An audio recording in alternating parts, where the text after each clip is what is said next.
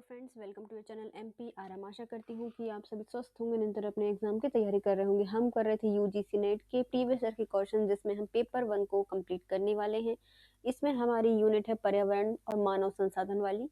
तो चलिए स्टार्ट करते हैं। यदि फ्रेंड्स आप हमारे चैनल पर नए हैं, अभी तक चैनल सब्सक्राइब नहीं किया है, तो यदि आपको हमारा वीडियो थोड़ा सा भी यूजफुल लगता है तो वीडियो को लाइक कीजिए, कमेंट कीजिए, चैनल को सब्सक्राइब कीजिए और अपने प्यारे प्यारे फ्रेंड्स के साथ वीडियो को शेयर कीजिए। और यदि आप चाहते हैं कि मैं इस बुक की PDF आपको दे दूं या फिर पूरी बुक की लिंक वीडियो की दे दूं, तब भी आप मुझे कमेंट कर दीजिए, मैं आपको सारे वीडियो एक साथ दे दूंगी।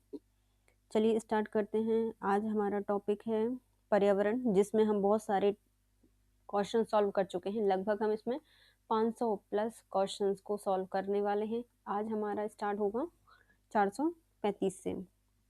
पहला क्वेश्चन है, निम्नलिखित में से कौन कौन जलवायु परिवर्तन संबंधी राष्ट्रीय कार्य योजना के केंद्रीय मिशन है? तो जो राष्ट्रीय कार्य योजना के केंद्रीय मिशन के अंतर्गत कौन कौन आता है? तो राष्ट्रीय सौर मिशन आता है, मरुस्थलीकरण संबंधी राष्ट्रीय मिशन आता है, नहीं आता। राष्ट्रीय जल मिशन भी आता है और सतत हरित संबंधी राष्ट्रीय मिशन इसके अंतर्गत आते हैं। तो राष्ट्रीय सौर ऊर्जा मिशन, राष्ट्रीय जल मिशन एवं सतत कृषि संबंधी राष्ट्रीय मिशन जलवायु परिवर्तन संबंधी राष्ट्रीय कार्य योजना के केंद्रीय मिशन है। नेक्स्ट आते हैं, निम्नलिखित में से कौन सतही ओजोन के मापन की इकाई नहीं होती? जो सतही ओजोन होती है उसके मापन की इकाई क्या नहीं होती? तो होती है, डाप्सन से इकाई से मापा जाता है, डाप्सन से उसकी सतही माप की जाती है। तो इसने क्या बोला है? नहीं नहीं है, बल्कि होती है। ये है ना, नहीं होती। ये ओजोन की परत की मोटाई को मापता है ना, ये क्या करती है डाप्सन? जो ओजोन परत होती है उसकी क्या मोटाई को मापते हैं, ना कि ओजोन को मापता है। ओजोन तो माइक्रोग्राम प्रति घन मीटर में मापा जाएगा, नैनोग्राम प्रति घन मीटर में मापा जाएगा और भाग प्रति मिलियन 10 लाख पे भी उसको मापा जाता है। ओजोन की मापन की जाती है, लेकिन मोटाई डाप्सन इकाई से की जाती है। ओजोन की सतही परत को डाप्सन इकाई में नहीं मापा जाता है। यह इकाई ओजोन की परत को मापने की इकाई होती है। सतही स्तर पर ओजोन के मापन भाग प्रति बिलियन या माइक्रोग्राम प्रति घन मीटर में मापी जाती है। सामान्य ताप तथा दाब पर पृथ्वी में परितः शुद्ध ओजोन गैस की 1 mm परत डैश के समतुल्य होगी, तो ये होती है 100 DU की। कितनी? 100 DU के समान होती है 1 mm परत। सामान्य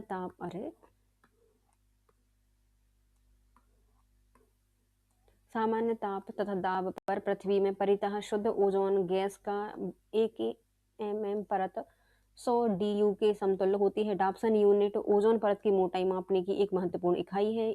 इस प्रकार सामान्य ताप पर और दाब पर पृथ्वी में परितः शुद्ध ओजोन गैस की 3 mm पर 300 DU के समतुल्य होगी।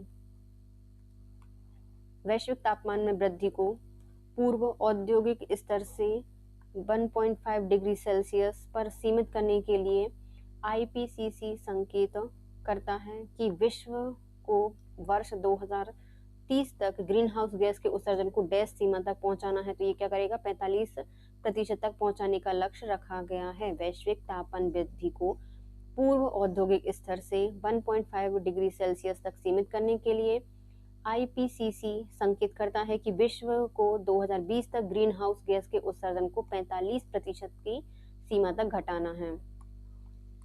जलवायु परिवर्तन के संदर्भ में एक केंद्रक एजेंसी IPCC का पूरा नाम क्या हो जाएगा? तो IP ये inter governmental panel on climate change है। IPCC का पूरा नाम inter governmental panel on climate change है। जलवायु परिवर्तन पर अंतर सरकारी पैनल IPCC जलवायु परिवर्तन से संबंधित विज्ञान का आकलन करने के लिए एक संयुक्त राष्ट्र की संख्या है, जिसका गठन 1988 में विश्व मौसम विज्ञान संगठन WMO और संयुक्त राष्ट्र पर्यावरण कार्यक्रम UNEP द्वारा किया गया था। वर्तमान में IPCC में 195 सदस्य देश हैं। इसका मुख्यालय स्विट्जरलैंड के जिनेवा में स्थित है। नेक्स्ट आते हैं जलवायु परिवर्तन संबंधी राष्ट्रीय कार्य योजना। NAPCC के मिशन में से एक राष्ट्रीय सौर मिशन को निम्नलिखित में से किस वर्ष प्रारंभ किया गया था? तो इसको 2010 में प्रारंभ किया गया था। भारत सरकार द्वारा जलवायु परिवर्तन पर राष्ट्रीय कार्य योजना NAPCC को औपचारिक रूप से 30 जून 2008 को शुरू किया गया था। यह उन साधन है उनकी पहचान करता है जो कि विकास के लक्ष्य को प्रोत्साहित करती है और जलवायु परिवर्तन पर विमर्श के लाभों को प्रभावशाली रूप से प्रस्तुत करती है। इसके 8 कोर मिशन हैं। कब स्टार्ट किया गया? 2010 में स्टार्ट किया गया था। 8 कोर मिशन हैं इसके, जो कि हैं राष्ट्रीय मिशन, इसे 2010 में लागू किया गया था। विकसित ऊर्जा दक्षता के लिए राष्ट्रीय मिशन, सतत निवास पर राष्ट्रीय मिशन, राष्ट्रीय जल मिशन, सतत हिमालयी पारिस्थितिकी तंत्र हेतु राष्ट्रीय मिशन, हरित भारत हेतु राष्ट्रीय मिशन, सुस्थिर कृषि हेतु राष्ट्रीय मिशन, जलवायु परिवर्तन हेतु सामरिक ज्ञान पर राष्ट्रीय मिशन। राष्ट्रीय सौर मिशन का उद्देश्य देश में कुल ऊर्जा उत्पादन में सौर ऊर्जा के अंश के साथ अन्य नवीकरणीय ऊर्जा संसाधनों का संभावना को भी बढ़ाना है।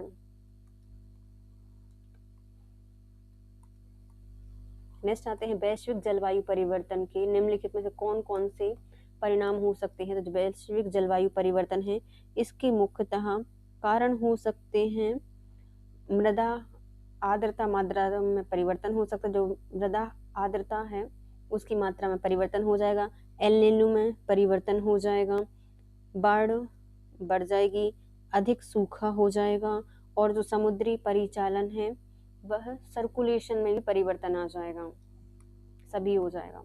जलवायु परिवर्तन का तात्पर्य दशकों और सदियों और इससे भी अधिक समय से होने वाली जलवायु में दीर्घकालिक परिवर्तन से होता है। यह मुख्य रूप से जीवाश्म ईंधन जैसे कि कोयला, तेल, प्राकृतिक गैसों को जलाने के कारण पृथ्वी के वातावरण में तेजी से बढ़ती ग्रीन हाउस गैसों के कारण होता है। वैश्विक जलवायु परिवर्तन के निम्न परिणाम हो सकते हैं, जैसे उच्च तापमान, मृदा आर्द्रता मात्रा में परिवर्तन, एल नीनो में परिवर्तन, अधिक बाढ़, अधिक सूखा, समुद्री परिचालन, सर्कुलेशन में परिवर्तन, वन्य जीव प्रजाति का नुकसान आदि। निम्नलिखित में से कौन से एक के जलवायु क्लाइमेट में धनात्मक और ऋणात्मक दोनों रेडियो एक्टिव बल पाया जाता है? तो ये पाया जाता है ओजोन में। किसमें पाया जाता है? ओजोन में पाया जाता है।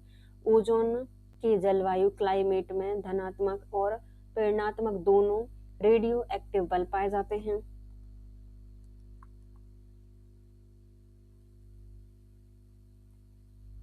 भारत सरकार की जलवायु कार्य योजना के अंतर्गत कितने मिशन आते हैं? तो मुख्यतः इसमें आते हैं 8 मिशन।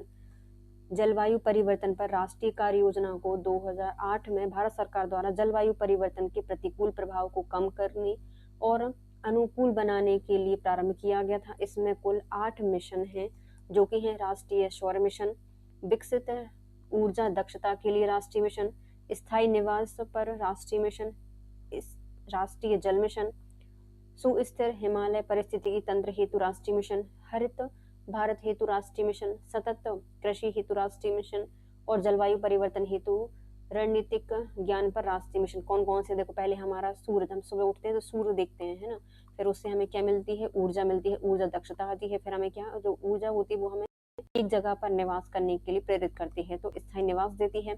फिर हम क्या करते हैं? स्थायी निवास हो गया तो हम जल लेके कहाँ जाएंगे? हिमालय पर जाएंगे, तो जल मिशन, हिमालय की पारिस्थितिकी तंत्र, वहां से हम जल लेकर आएंगे, वहां पे हरी तो कुछ होगा नहीं, हरियाली नहीं होगी, कृषि करेंगे तो हरित भारत हेतु राष्ट्रीय मिशन, और वहां पे करेंगे क्या? कृषि करेंगे, तो कृषि, सतत कृषि, फिर उससे क्या हो जाएगा? जलवायु परिवर्तन हो जाएगा। तो जलवायु परिवर्तन हेतु रणनीतिक ज्ञान पर राष्ट्रीय मिशन, ये इसके 8 मिशन रखे गए हैं। पिछले 100 वर्षों में विश्व में समुद्र स्तर में 10 से 25 सेंटीमीटर या इससे अधिक की वृद्धि होने का अनुभव है। इसका मुख्य कारण क्या है? तो यह हिमनदों और जो लघु हिम शिखर हैं उनके पिघलने से हो रहा है, ग्रीनलैंड की बर्फ की चादर का पतला होना है, और जो स्थलीय जल भंडार है इसमें परिवर्तन है। ये तीनों ही कारण हो जाएंगे जिससे कि समुद्र जल स्तर बढ़ रहा है। पिछले 100 वर्षों में विश्व में समुद्र स्तर में 10 से 25 सेंटीमीटर या इससे अधिक की वृद्धि भूमंडलीय तापन के द्वारा जनित हुई है। भूमंडलीय तापन के प्रभाव को देखा जा सकता है, जैसे कि हिमनदी और लघु हिम शिखरों का पिघलना, ग्रीनलैंड की बर्फ की चादर का पिघलना, स्थलीय जल भंडारण में परिवर्तन आदि इसके प्रमुख कारण हैं। जलवायु परिवर्तन के आंतरिक और बाह्य कारक हैं। बाह्य कारकों में क्या शामिल है? तो जलवायु परिवर्तन में 2 प्रकार के कारण उत्तरदायी होते हैं, आंतरिक और बाह्य कारण, है ना। तो इसमें जो बाह्य कारण हैं वो कौन कौन से हो जाएंगे जलवायु परिवर्तन करने के लिए जिम्मेदार? तो उनके नाम हैं कि इसमें क्या होगा, वायुमंडल, सागर और भू सतह के बीच फीडबैक नहीं, ये सौर परिवर्तनशीलता, ये बाह्य कारण है। पृथ्वी की कक्षा में परिवर्तन बाह्य कारण है। जलवायु प्रणाली के भीतर परिवर्तन, भीतर ही नहीं आएगा। ज्वालामुखीय क्रिया, ये भी क्या होती हैं, एक बाह्य कारण के अंतर्गत आती हैं।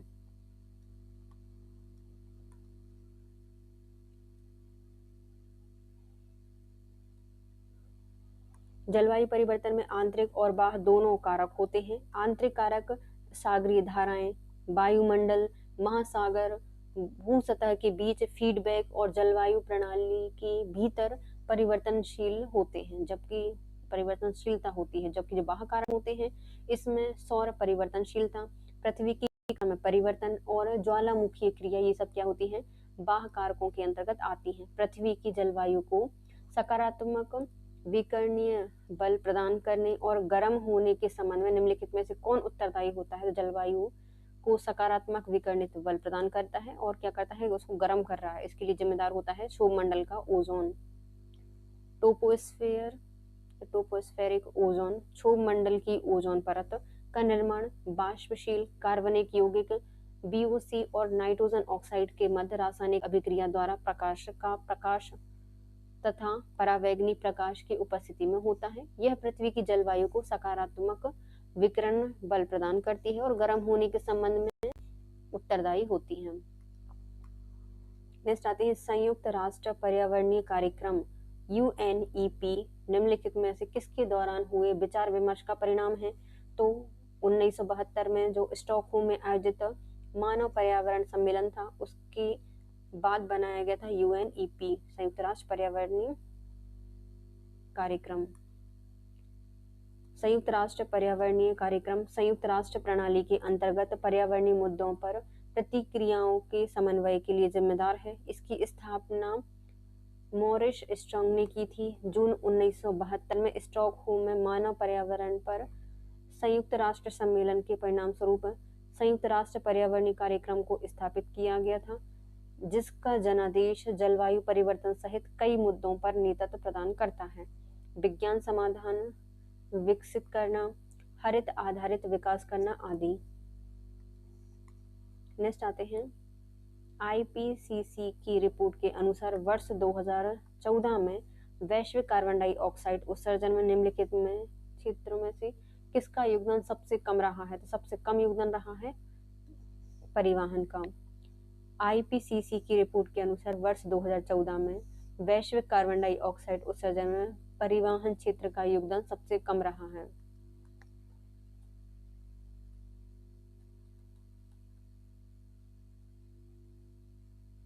जलवायु परिवर्तन का निम्नलिखित पर गंभीर प्रभाव पड़ता है। तो जलवायु परिवर्तन होगा तो हमारी जल की सुरक्षा जाएगी, खाद्य सुरक्षा प्रभावित होगी, तटीय क्षेत्र का क्षरण हो जाएगा, मृदा उर्वरता नहीं बढ़ती, श्वसन स्वास्थ्य भी नहीं होगा। जलवायु परिवर्तन का जल सुरक्षा, खाद्य सुरक्षा और तटीय क्षेत्र के क्षरण पर गंभीर प्रभाव पड़ता है। जलवायु परिवर्तन के कारण जल चक्र प्रभावित होगा, जिसके परिणाम स्वरूप जल सुरक्षा खतरे में पड़ेगी, जो कि खाद्य सुरक्षा को विफल करने के लिए उत्तरदायी होगा। इसके अतिरिक्त जलवायु परिवर्तन के कारण जो ग्लेशियर पिघलेंगे, जिससे कि तटीय क्षेत्र के जल स्तर में वृद्धि होगी। नेक्स्ट आते हैं जैव आरक्षित क्षेत्र, बायोस्फीयर रिजर्व क्या है? तो यह भूगर्भिक, समुद्रीय, तटवर्ती परितंत्र वाले इलाके होते हैं जो कि बायोस्फीयर रिजर्व के अंतर्गत आते हैं, सरकार द्वारा परिरक्षित नहीं किए जाते। वे इलाके जहां ये क्या होते हैं, बायो रिजर्व जो सरकार के द्वारा परिरक्षित किए जाते हैं, परिवीक्षित किए जाते हैं। वे इलाके जहां पर संकटग्रस्त पशुओं पौधों उनकी प्रवास में रखा जाता है, नहीं, ये बायोस्फीयर रिजर्व नहीं होते। वन्य जीव अभ्यारण्य भी बायोस्फीयर रिजर्व नहीं होते। पहला और दूसरा ही बस सही हो जाएगा। जैव आरक्षित क्षेत्र बायोस्फीयर रिजर्व एक विशेष पारिस्थितिकी तंत्र या वनस्पति और जीवों का एक विशेष वातावरण होता है जिसे सुरक्षा एवं पोषण की आवश्यकता होती है। ये रिजर्व पूरी तरह से व्यवस्थित होते हैं और दुनिया भर में पाए जाने वाले विभिन्न जीवों के संरक्षण के लिए इन रिजर्वों की स्थापना की जाती है। यूनेस्को के अनुसार बायोस्फीयर रिजर्व स्थलीय और तटीय समुद्री पारिस्थितिकी तंत्र के क्षेत्र हैं जो अपने सतत उपयोग के साथ जैव विविधता के संरक्षण के समाधान को बढ़ावा देते हैं।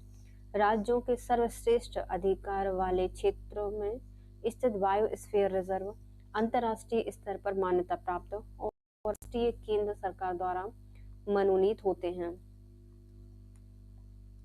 नीचे दिए गए हैं जैव आरक्षित क्षेत्र। इसके अंतर्गत आते हैं भूभागीय, समुद्रिक, तटवर्तीय परितंत्र वाले इलाके, राष्ट्रीय सरकारों द्वारा परिवीक्षित क्षेत्र।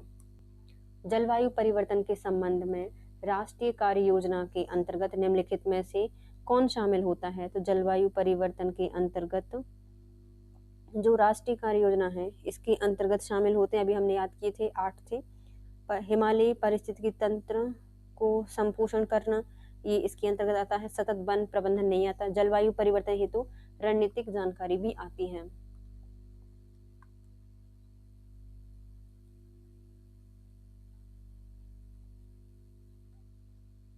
पूर्व प्रधानमंत्री डॉक्टर मनमोहन सिंह ने 30 जून 2008 को नई दिल्ली में जलवायु परिवर्तन पर राष्ट्रीय कार्य योजना का शुभारंभ किया था। राष्ट्रीय कार्य योजना में सतत विकास लक्ष्य के अंतर्गत भारत के दृष्टिकोण पर उन कदमों को सम्मिलित किया गया था जो इसे प्रभावपूर्ण ढंग से क्रियान्वित करने के लिए उठाने चाहिए। राष्ट्रीय कार्य योजना 8 प्राथमिकता वाले राष्ट्रीय मिशनों पर ध्यान केंद्रित करता है जो कि इस प्रकार है। पहले सौर ऊर्जा, दूसरा ऊर्जा क्षमता में को बढ़ाना, टिकाऊ विकास करना, जल संरक्षण करना, हिमालयी पारिस्थितिक तंत्र का संपोषण करना, ग्रीन इंडिया बनाना, टिकाऊ कृषि करना, सतत कृषि, जलवायु परिवर्तन हेतु रणनीति मंच बनाना, ये सब इसके लिए जिम्मेदार होते हैं। नेक्स्ट आता है अंतर्राष्ट्रीय समझौते या प्रयास या मॉन्ट्रियल प्रोटोकॉल। ये क्या होते हैं? जो अंतर्राष्ट्रीय समझौते हैं उससे संबंधित प्रश्न हम पढ़ेंगे। पहला कथन कहता है कि कोपेनहेगन 1992 सम्मेलन के दौरान ओजोन अपक्षयकारी पदार्थ क्लोरोफ्लोरोकार्बन CFC को प्रतिस्थापित करने वाले हाइड्रोक्लोरोकार्बन्स को भी चक्रवृत्त तरीके से हटाने का निर्णय लिया गया था। तो ये क्या हो जाएगा? गलत हो जाएगा। क्लोरोफ्लोरोकार्बन की तुलना में हाइड्रोफ्लोरोकार्बन का लघु जीवन काल होता है और इसमें क्लोरीन और ब्रोमीन नहीं होती। तो ये क्या हो जाएगा? सही हो जाएगा। कथन गलत है लेकिन कारण सही हो जाएगा।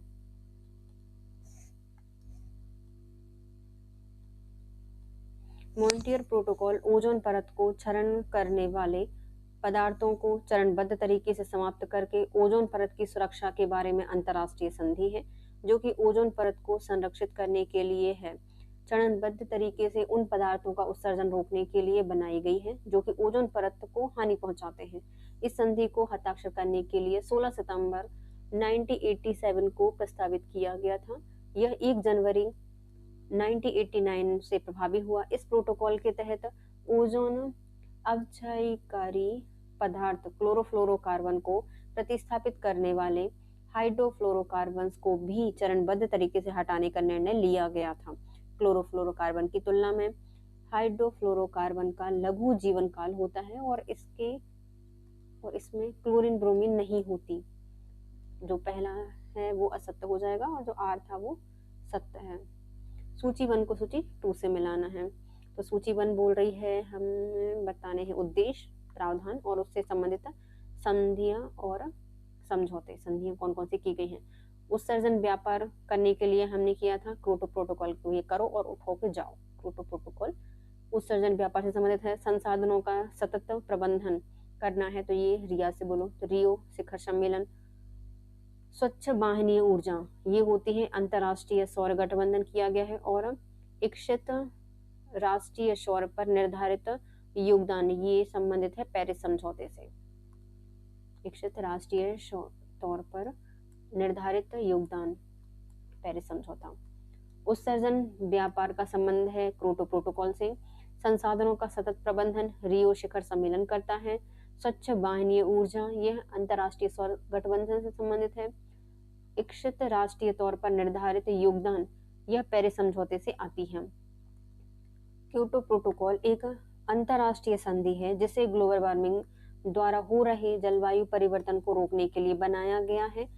सम्मिलित देशों को ग्रीन हाउस गैस उत्सर्जन को कम करने के लिए प्रतिबद्ध करती है। पर्यावरण और विकास पर पहले संयुक्त राष्ट्र सम्मेलन UNCED का आयोजन वर्ष 1992 में रियो डी जेनेरियो में किया गया था।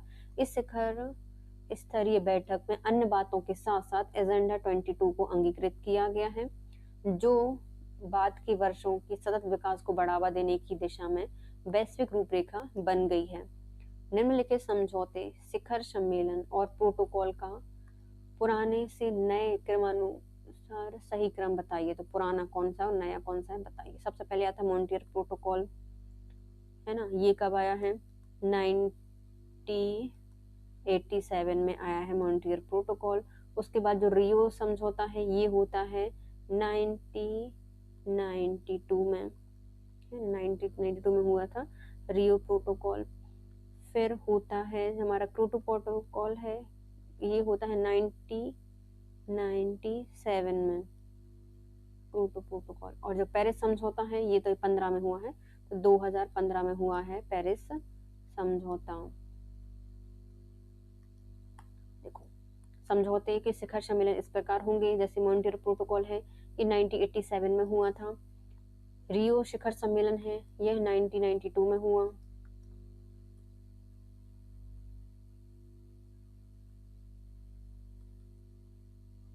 क्योटो प्रोटोकॉल है ये 1997 में हुआ था। और जो पेरिस समझौता है ये 2015 में हुआ है। फिर आते हैं नवाचार शिखर, नयाचार शिखर, और जो उससे संबंधित है विषय हैं वो, जैसे पेरिस समझौता है इसमें INDCS पर विचार किया गया था। जो क्योटो प्रोटोकॉल है इसमें बोला था कि हम जो उत्सर्जन व्यापार है उस पर ध्यान देंगे। रियो घोषणा के अंतर्गत बात की गई थी पर्यावरण और विकास की। और जो मॉन्ट्रियल प्रोटोकॉल है इसमें बात की गई थी कि हम ओजोन को क्षरण से बचाएंगे, ओजोन अपक्षरण की बात की गई थी।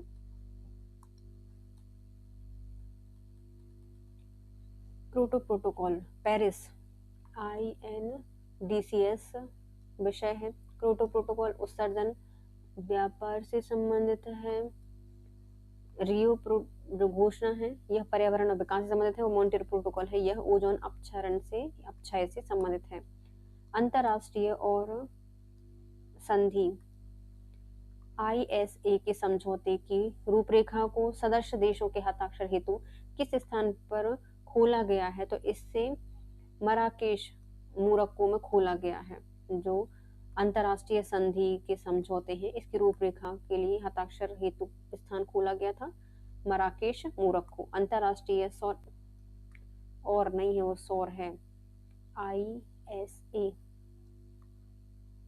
अंतरराष्ट्रीय सौर गठबंधन के फ्रेमवर्क समझौते को मराकेश मोरक्को में खोला गया था। अंतरराष्ट्रीय सौर गठबंधन ISA राष्ट्रों का एक अंतरराष्ट्रीय समूह है जो कि कर्क रेखा और मकर रेखा के बीच स्थित है। ये सौर संसाधन संपन्न देश होते हैं जिन्हें सनशाइन देश कहा जाता है।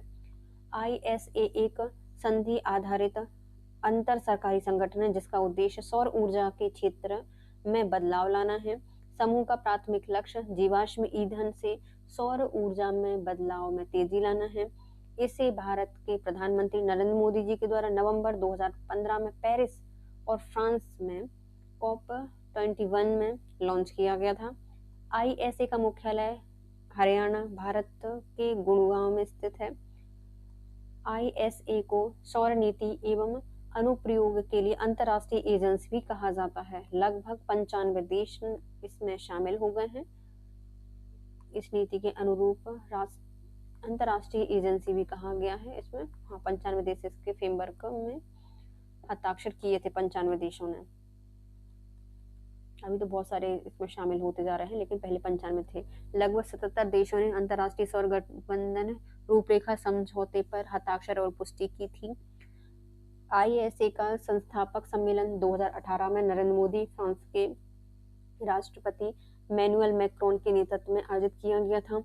दिल्ली सौर एजेंडा ने जलवायु परिवर्तन को मानव जाति की एक सामान्य प्राथमिकता के रूप में त्वरित कार्यवाही की आवश्यकता के रूप में पुष्टि की। इसका उद्देश्य सौर ऊर्जा, एक स्वच्छ, जलवायु अनुकूल एवं नवीकरणीय ऊर्जा संसाधनों पर जोर देते हुए ऊर्जा सुरक्षा प्राप्त करना है। नेक्स्ट आता है, मॉन्ट्रियल प्रोटोकॉल के कारण क्लोरोफ्लोरोकार्बन को हटाने के बाद निम्नलिखित में से किस रसायन ने उसको प्रतिस्थापित किया है? तो ये हो जाएगा हाइड्रोक्लोरोफ्लोरोकार्बन्स।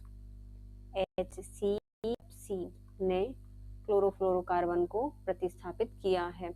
मॉन्ट्रियल प्रोटोकॉल एक अंतर्राष्ट्रीय संधि है जिसे 16 सितंबर 1987 को अपनाया गया था। मॉन्ट्रियल प्रोटोकॉल का मुख्य उद्देश्य ओजोन परत की सुरक्षा करना है। मॉन्ट्रियल प्रोटोकॉल के कारण क्लोरोफ्लोरोकार्बन को हटाने के बाद हाइड्रोक्लोरोफ्लोरोकार्बन HCFCs ने उसे प्रतिस्थापित किया है। केंद्रीय मंत्रिमंडल ने हाइड्रोक्लोरोफ्लोरोकार्बन के उपयोग को चरणबद्ध तरीके से समाप्त करने के लिए ओजोन परत को नष्ट करने वाले पदार्थों से संबंधित मॉन्ट्रियल प्रोटोकॉल में किए गए किगाली संशोधन में अनुसमर्थन को स्वीकृति दी है। 1992 में रियो डी जेनेरियो में आयोजित संयुक्त राष्ट्र पर्यावरण एवं विकास सम्मेलन निम्नलिखित में से किस रूप से जाना जाता है? तो इसे कहा जाता है पृथ्वी शिखर सम्मेलन। क्या कहा जाता है? पृथ्वी शिखर सम्मेलन कहा जाता है। 1992 में रियो डी जेनेरियो में आयोजित संयुक्त राष्ट्र पर्यावरण एवं विकास सम्मेलन पृथ्वी शिखर सम्मेलन के रूप में भी जाना जाता है। रियो सम्मेलन में जलवायु परिवर्तन, जैव विविधता, वानिकी के संबंध में कुछ नियमाचार निर्धारित किए गए थे। इसमें एजेंडा 21 के रूप में विकास के तौर पर तरीके सुझाए गए थे। इससे सहमति बनी कि आर्थिक वृद्धि का तरीका ऐसा होना चाहिए कि पर्यावरण को नुकसान ना पहुंचाए और टिकाऊ विकास कहा गया इसे। इसे क्या कहा गया? टिकाऊ विकास कहा गया। ओजोन परत जो हमें नुकसानदेह परावैंगनी किरणों से बचाती है, स्थिर होती है। तो कहाँ पर ये स्थिर होगी जो नुकसानदेह परिवर्तनों से हमें बचा रही है? तो यह स्थित होती है स्ट्रेटोस्फीयर में। कहाँ पर होती है? जो समताप मंडल होता है, ओजोन परत वहां पर स्थित होती है, स्ट्रेटोस्फीयर में।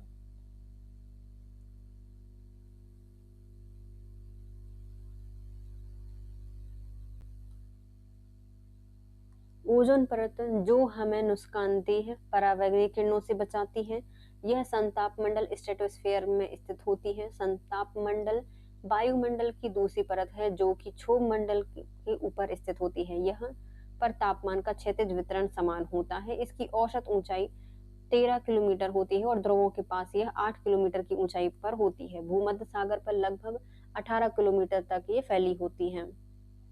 मॉन्ट्रियल प्रोटोकॉल में हाल ही में किया गया संशोधन क्या है? तो इसे कहा जाता है किगाली संशोधन। क्या कहा जाता है इसे? किगाली संशोधन कहा जाता है। किगाली संशोधन मॉन्ट्रियल प्रोटोकॉल के सभी पक्षों का एक बाध्यकारी सार्वजनिक समझौता है जो कि अक्टूबर 2016 से प्रभावी है। किगाली समझौता HFC के उत्पादन और वितरण में गिरावट का समय निर्धारित करता है। नेक्स्ट आता है, संयुक्त राष्ट्र संघ के पूर्व महासचिव कोफी अन्नान ने एक बार कहा था कि संभवतः आज तक का एकमात्र सर्वाधिक सफल अंतरराष्ट्रीय पर्यावरण समझौता है। कौन सा है? ये मॉन्ट्रियल प्रोटोकॉल है। संयुक्त राष्ट्र संघ के पूर्व महासचिव कोफी अन्नान ने एक बार कहा था कि संभवतः आज तक एकमात्र सर्वाधिक सफल अंतर्राष्ट्रीय पर्यावरण समझौता मॉन्ट्रियल प्रोटोकॉल है। मॉन्ट्रियल प्रोटोकॉल ओजोन परत को क्षीण करने वाले पदार्थों को कम करने इत्यादि के बारे में अंतर्राष्ट्रीय संधि है जो कि ओजोन परत को संरक्षित करने के लिए चरणबद्ध तरीके से उन पदार्थों का उत्सर्जन करने के लिए बनाई गई है। इस संधि को हस्ताक्षर के लिए 16 सितंबर 1987 को प्रस्तावित किया गया था और यह 1 जनवरी 1989 में प्रभावी हुई थी। नेक्स्ट आते हैं जलवायु परिवर्तन संबंधी संयुक्त राष्ट्र फ्रेमवर्क कन्वेंशन। निम्नलिखित में से किसका परिणाम है? तो जलवायु परिवर्तन संबंधी संयुक्त राष्ट्र फ्रेमवर्क कन्वेंशन ये पृथ्वी शिखर सम्मेलन अर्थ समिट का परिणाम थी। जलवायु परिवर्तन संबंधी संयुक्त राष्ट्र फ्रेमवर्क कन्वेंशन पृथ्वी सम्मेलन अर्थ समिट 1992 का परिणाम थी। जलवायु परिवर्तन पर संयुक्त राष्ट्र फ्रेमवर्क कन्वेंशन UNFCCC को जलवायु परिवर्तन के खतरनाक मानवीय हस्तक्षेप को रोकने के लिए अंतिम उद्देश्य के लिए 1992 में अपनाया गया था। 1997 में क्योटो प्रोटोकॉल हुआ और 2015 में पेरिस समझौता इसी कन्वेंशन पर आधारित था। निम्नलिखित में किस पदार्थ को ओजोन अपक्षरण संभवतः न्यूनतम होती है? तो ओजोन परत को कम प्रभावित करता है, अपक्षय करता है, तो इसका नाम है हाइड्रोक्लोरोफ्लोरोकार्बन। क्या नाम है? हाइड्रोक्लोरोफ्लोरोकार्बन।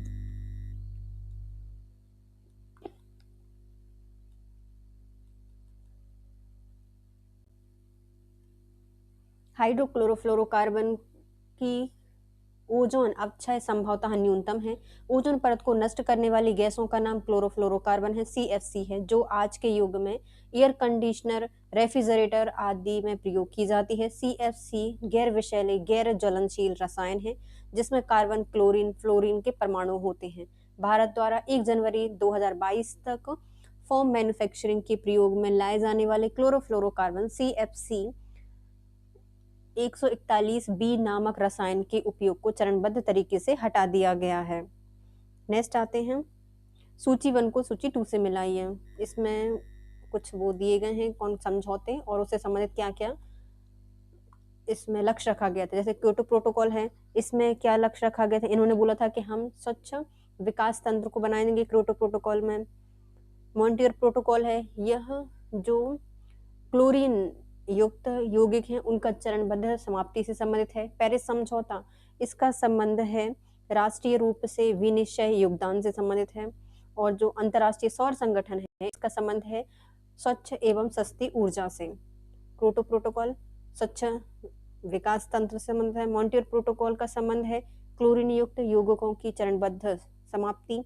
पेरिस समझौता ये राष्ट्रीय ऊर्जा से विनिश्चित योगदान से संबंधित है और अंतर्राष्ट्रीय सौर संगठन का संबंध है स्वच्छ एवं सस्ती ऊर्जा से। क्योटो प्रोटोकॉल यह स्वच्छ विकास तंत्र से संबंधित है। मॉन्ट्रियल प्रोटोकॉल यह क्लोरीन युक्त यौगिकों की चरणबद्ध समाप्ति करता है। पेरिस समझौता यह राष्ट्रीय रूप से विनिश्चित योगदान से संबंधित है और जो अंतर्राष्ट्रीय सौर संगठन है यह स्वच्छ एवं सस्ती ऊर्जा से संबंधित है। नेक्स्ट आते हैं मॉन्ट्रियल प्रोटोकॉल में हुई किगाली संशोधन में HFC के प्रयोग में 2040 के दशक में उत्तरार्ध तक निम्नलिखित में से किस सीमा तक कमी करने का विचार रखा गया है? तो इन्होंने बोला है कि हम 80 से 85% तक की कमी कर देंगे 2040 तक। मॉन्ट्रियल प्रोटोकॉल में हुए किगाली संशोधन के तहत HFC के प्रयोग में 2040 के दशक के उत्तरार्ध में 80 से 85% तक कमी करने का विचार रखा गया है।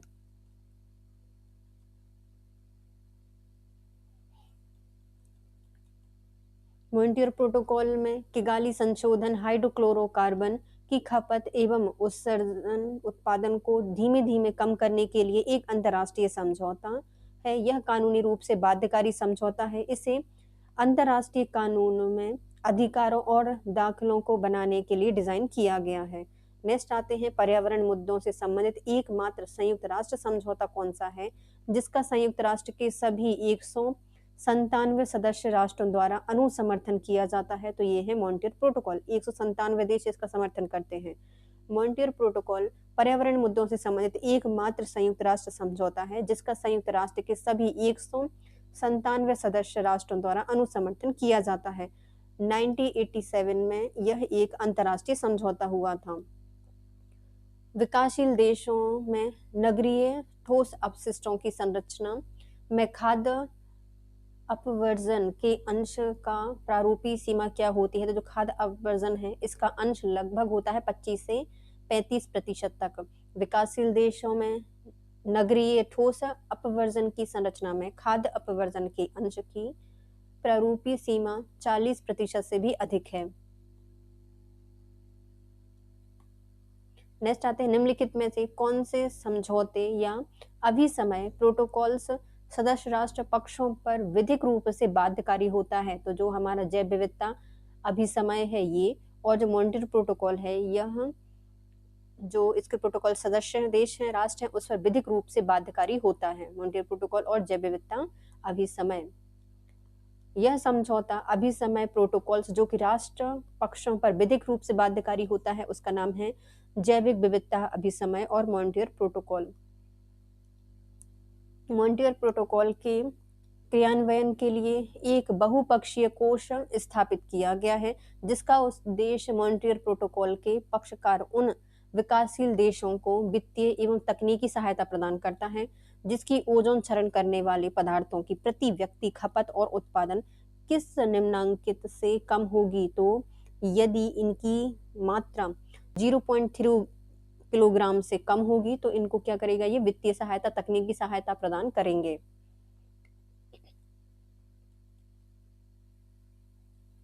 पृथ्वी की ओजोन परत का क्षरण करने वाले पदार्थों को चरणबद्ध तरीके से उनके उपभोग को खत्म करने के लिए मॉन्ट्रियल प्रोटोकॉल पर वैश्विक समझौता 1987 में हुआ था। इस प्रोटोकॉल के तहत एक बहुपक्षीय कोष स्थापित किया गया जिसका उद्देश्य मॉन्ट्रियल प्रोटोकॉल के पक्षकार उन विकासशील देशों को वित्तीय एवं तकनीकी सहायता प्रदान करना था जिनकी ओजोन क्षरण करने वाली पदार्थों की प्रति व्यक्ति खपत और उत्पादन 0.3 किलोग्राम से भी कम है।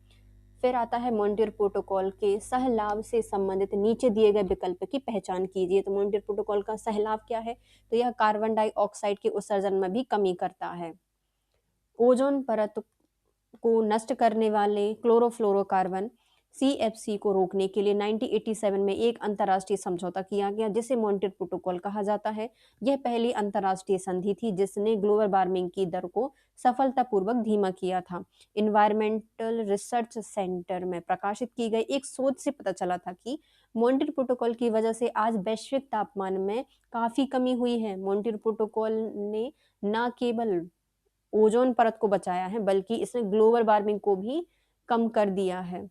मॉन्ट्रियल प्रोटोकॉल का क्योटो समझौता की तुलना में ग्लोबल वार्मिंग पर अधिक प्रभाव पड़ा था। क्योटो समझौता को विशेष रूप से ग्रीन हाउस गैसों को कम करने के लिए डिजाइन किया गया था, जहां क्योटो समझौते के तहत की गई कार्यवाहियों में सदियों के मध्य तक तापमान में केवल 0.12 डिग्री सेल्सियस की कमी आई थी। वहीं जो मॉन्ट्रियल प्रोटोकॉल है इसके समन्वय या मिटिगेशन से तापमान में 1 डिग्री सेल्सियस तक कम हुआ था।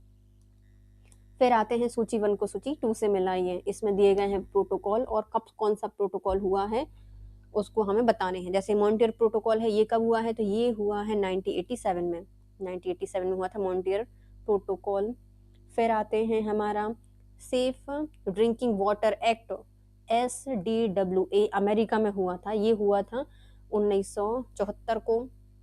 सब साफ करके पी रहे हैं ना। वाइल्ड लाइफ प्रोटेक्शन एक्ट, इसका संबंध किससे है? तो वाइल्ड लाइफ जो प्रोटेक्शन एक्ट है इसको स्थापित किया गया था 1972 में। कब स्थापित किया गया है? 1972 में इसको स्थापित किया गया था। संसद में पेश air prevention and control of pollution act, इसको स्थापित किया गया था 1981 में। और जैव विविधता का जो कन्वेंशन है वो लागू किया गया था 1993 में। कब किया गया था? 1993 में स्थापित किया गया था जैव विविधता का कन्वेंशन, लागू होना था 1993 में।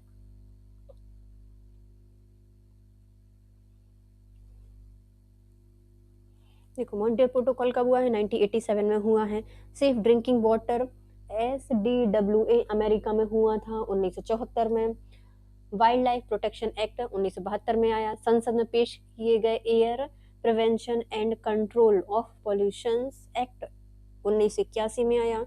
जैव विविधता का कन्वेंशन लागू किया गया था 1993 में। कब किया गया है? 1993 को ये लागू किया गया था। नेक्स्ट आते हैं जैव विविधता सम्मेलन से संबंधित प्रश्न। पहला क्वेश्चन है जैव विविधता संबंधी अभिसमय सीबीडी का सचिवालय कहाँ पर है? तो जैव विविधता संबंधी जो अभिसमय है, सीबीडी है, इसका सचिवालय है मॉन्ट्रियल में। कहाँ पे है? मॉन्ट्रियल में है, कनाडा में। मॉन्ट्रियल कनाडा में स्थित है। जैव विविधता संबंधी अभिसमय पर सीबीडी का सचिवालय मॉन्ट्रियल कनाडा में स्थित है। जैव विविधता से तात्पर्य किसी एक क्षेत्र में उपस्थित विभिन्न प्रजातियों और उन प्रजातियों के पारिस्थितिकी तंत्र की विविधता से संबंधित है। जैव विविधता संबंधी अभिसमय सीबीडी का सचिवालय निम्नलिखित में से कहाँ पे है? तो अब भी देखा, मॉन्ट्रियल कनाडा में स्थित है। जैव विविधता संबंधी अभिसमय सीबीडी का सचिवालय मॉन्ट्रियल कनाडा में स्थित है। इसका मुख्य कार्य सीबीडी और उसके कार्यक्रमों के क्रियान्वयन में सरकार की सहायता करना है, बैठकें आयोजित करना है, दस्तावेजों का मसौदा तैयार करना है, अन्य अंतर्राष्ट्रीय संगठनों के साथ समन्वय करना है, जानकारी एकत्रित करना और फैलाना, और सचिवालय का मुख्य कार्यकारी सचिव होता है। नेक्स्ट आते हैं, निम्नलिखित में से किस दशक को संयुक्त राष्ट्र की जैव विविधता दशक के रूप में जाना जाता है? तो जैव विविधता दशक के रूप में जाना जाता है 2011 से 2020 तक का दशक। जर्मनी के वॉन शहर में कॉप 10 की बैठक 14 जनवरी 1911 को जैव विविधता सम्मेलन के पक्षकारों की सिफारिश के पश्चात संयुक्त राष्ट्र महासभा ने 2011 से 2020 को जैव विविधता का संयुक्त राष्ट्र दशक घोषित किया था। संयुक्त राष्ट्र दशक का उद्देश्य जैव विविधता सम्मेलन के पक्षकारों के सहमत, संशोधित और आगतन वैश्विक जैव विविधता लक्ष्यों को प्राप्त करने में योगदान देता है, या योगदान देना इसका मुख्य लक्ष्य है। नीचे दिए गए हैं कथन, बताइए। कथन पहला कहता है कि संयुक्त राष्ट्र की महासभा ने वर्ष 2010 को अंतर्राष्ट्रीय जैव विविधता वर्ष घोषित किया है। तो पहला क्या हो जाएगा? सही हो जाएगा। 2010 है, उसको अंतर्राष्ट्रीय जैव विविधता वर्ष घोषित किया गया है संयुक्त राष्ट्र महासभा के द्वारा। वर्ष 2010 पर लक्षित वर्ष भी था जिसमें जैव विविधता में ह्रास में विराम को प्राप्त करना था। तो ये भी सही है कि 2010 वह लक्षित वर्ष भी है जिसमें जैव विविधता में ह्रास के विराम को प्राप्त करना था। दोनों कथन क्या हो जाएंगे? सही हो जाएंगे। पूरे विश्व में जैव विविधता के महत्व के बारे में जागरूकता बढ़ाने के उद्देश्य से संयुक्त राष्ट्र महासभा ने वर्ष 2010 को अंतर्राष्ट्रीय जैव विविधता वर्ष घोषित किया है। प्रतिवर्ष संयुक्त राष्ट्र के द्वारा जैव विविधता में मुद्दों के बारे में लोगों की समझ और जागरूकता बढ़ाने के उद्देश्य से 22 मई को अंतर्राष्ट्रीय जैव विविधता दिवस घोषित किया गया है। वर्ष 1992 में रियो डी जेनेरियो में जैव विविधता पर ऐतिहासिक सम्मेलन का आयोजन किया गया। इसमें सभी राष्ट्रों से आह्वान किया गया था कि वे जैव विविधता संरक्षण के लिए उचित उपाय करें।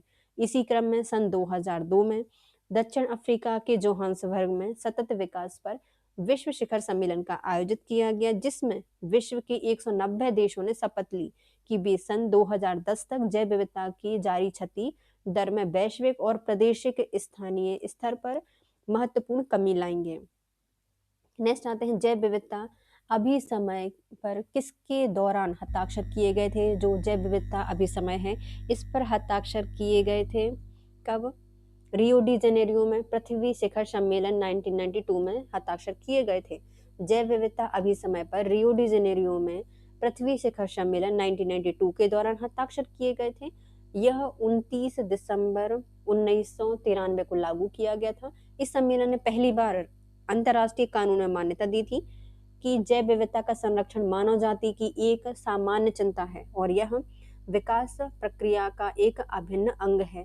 समझौते में सभी पारिस्थितिकी तंत्र, प्रजातियों और आनुवंशिक संसाधनों को सम्मिलित किया गया था। फिर आते हैं जैव विविधता अभिसमय सीबीडी के मुख्य लक्ष्य क्या थे? जो जैव विविधता अभिसमय है इसके मुख्य लक्ष्य रखे गए थे। इसमें जैव विविधता का संरक्षण किया जाएगा, जैव वैज्ञानिक घटकों के संधारणीय उपाय किए जाएंगे, आनुवंशिकी संसाधनों से उत्पन्न लाभों का समुचित एवं सामान्य वितरण किया जाएगा।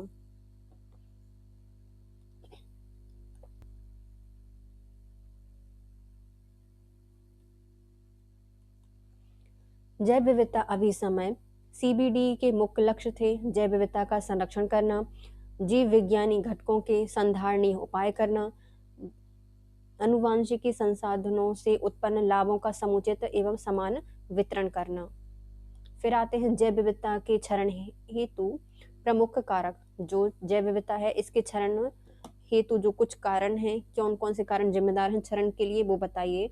तो पहला तो आता है भू उपयोग और सागर उपयोग में परिवर्तन हुआ है, सही है। अम्लीय वर्षा जैव विविधता को प्रभावित लगभग नहीं ही करती।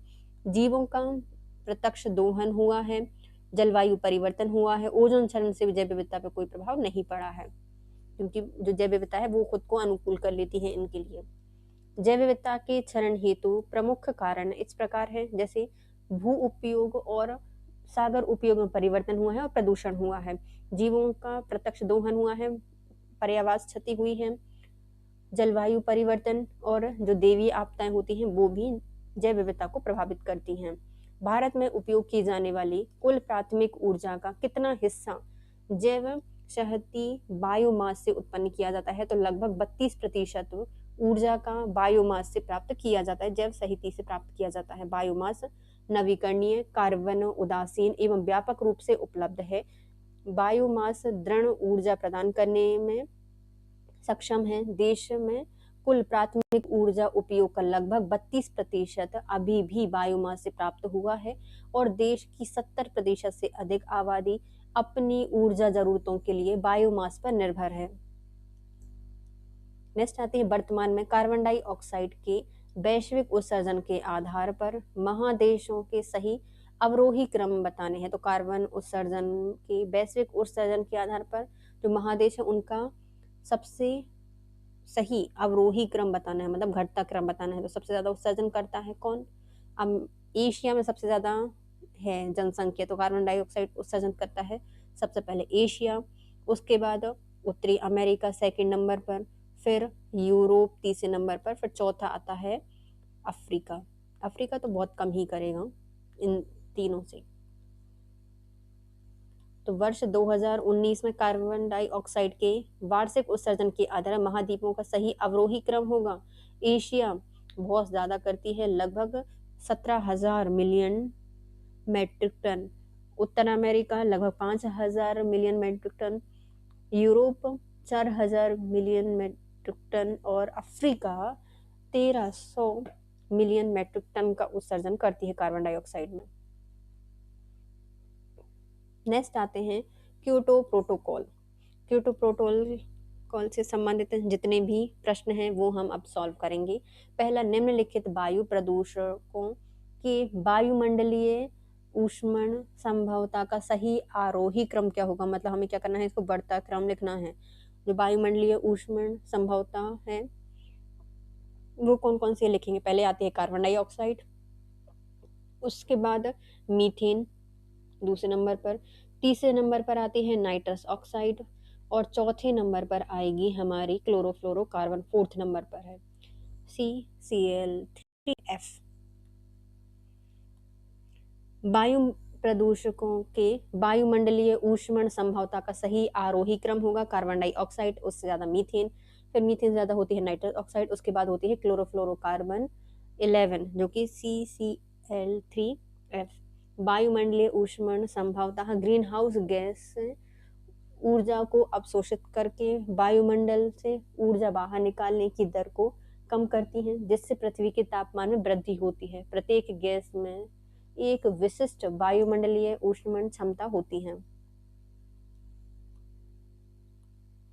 सतही ओजोन की निर्मिति में निम्नलिखित में से कौन महत्वपूर्ण भूमिका निभाते हैं? तो सतही ओजोन की निर्मिति में महत्वपूर्ण भूमिका निभाते हैं नाइट्रोजन के ऑक्साइड, सूर्य का प्रकाश और कार्बन मोनोऑक्साइड, सूर्य का प्रकाश और नाइट्रोजन के ऑक्साइड महत्वपूर्ण भूमिका निभाते हैं।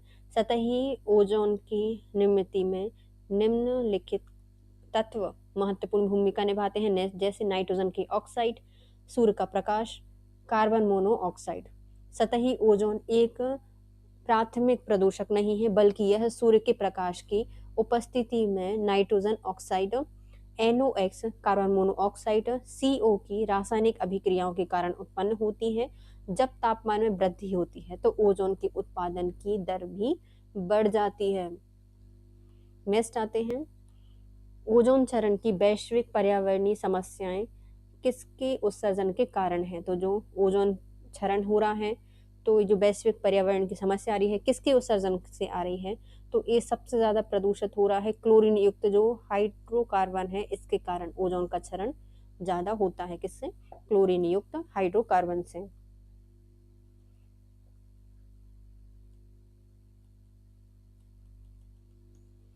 ओजोन क्षरण की वैश्विक पर्यावरणीय समस्याएं क्लोरीन युक्त hydrogen, chlorofluorocarbon, halogen, methyl chloroform, carbon tetrachloride के उत्सर्जन के कारण हैं। क्योटो प्रोटोकॉल की प्रथम प्रतिबद्धता अवधि में कितने ग्रीन हाउस गैसों के उत्सर्जन को कम करने के लिए अवतरित किया गया है? तो इसमें लगभग 6 ग्रीन हाउस गैसों के उत्सर्जन को कम करने के लिए अवतरित किया गया है। आवरित किया गया है। क्योटो प्रोटोकॉल एक अंतर्राष्ट्रीय संधि है जिसे ग्लोबल वार्मिंग द्वारा हो रहे जलवायु परिवर्तन को रोकने के लिए बनाया गया है। इस संधि में सम्मिलित देशों को हरित गैस या GHG उत्सर्जन को कम करने के लिए प्रतिबद्ध किया गया है। ये उत्सर्जित गैसें हैं carbon dioxide, methane, nitrous oxide, HFCs, PFCs और SF6। 6 गैसों को कम करने के लिए प्रतिबद्ध किया गया है क्योटो प्रोटोकॉल। नेक्स्ट आते हैं क्योटो प्रोटोकॉल 1997 में निम्नलिखित में से किसके बारे में है? तो ये ग्रीन हाउस गैस के उत्सर्जन को घटाने से संबंधित है। ऐसी गैसों को घटाना है जो कि ग्रीन हाउस गैस को बढ़ावा दे रही हैं। क्योटो प्रोटोकॉल UNFCCC से जुड़ा एक अंतर्राष्ट्रीय समझौता है जो कि अंतर्राष्ट्रीय रूप से बाध्यकारी उत्सर्जन कटौती लक्ष्यों के प्रति पक्षकारों को प्रतिबद्ध करता है। यह प्रोटोकॉल जापान के क्योटो में वर्ष 1997 में अपनाया गया था। वर्ष 2005 में प्रभाव में आया था। Kyoto protocol green house gas और कार्बन डाइऑक्साइड के उत्सर्जन को घटाने के लिए था। नेक्स्ट दिए गए हैं कथन बताने हैं और तर्क बताने हैं।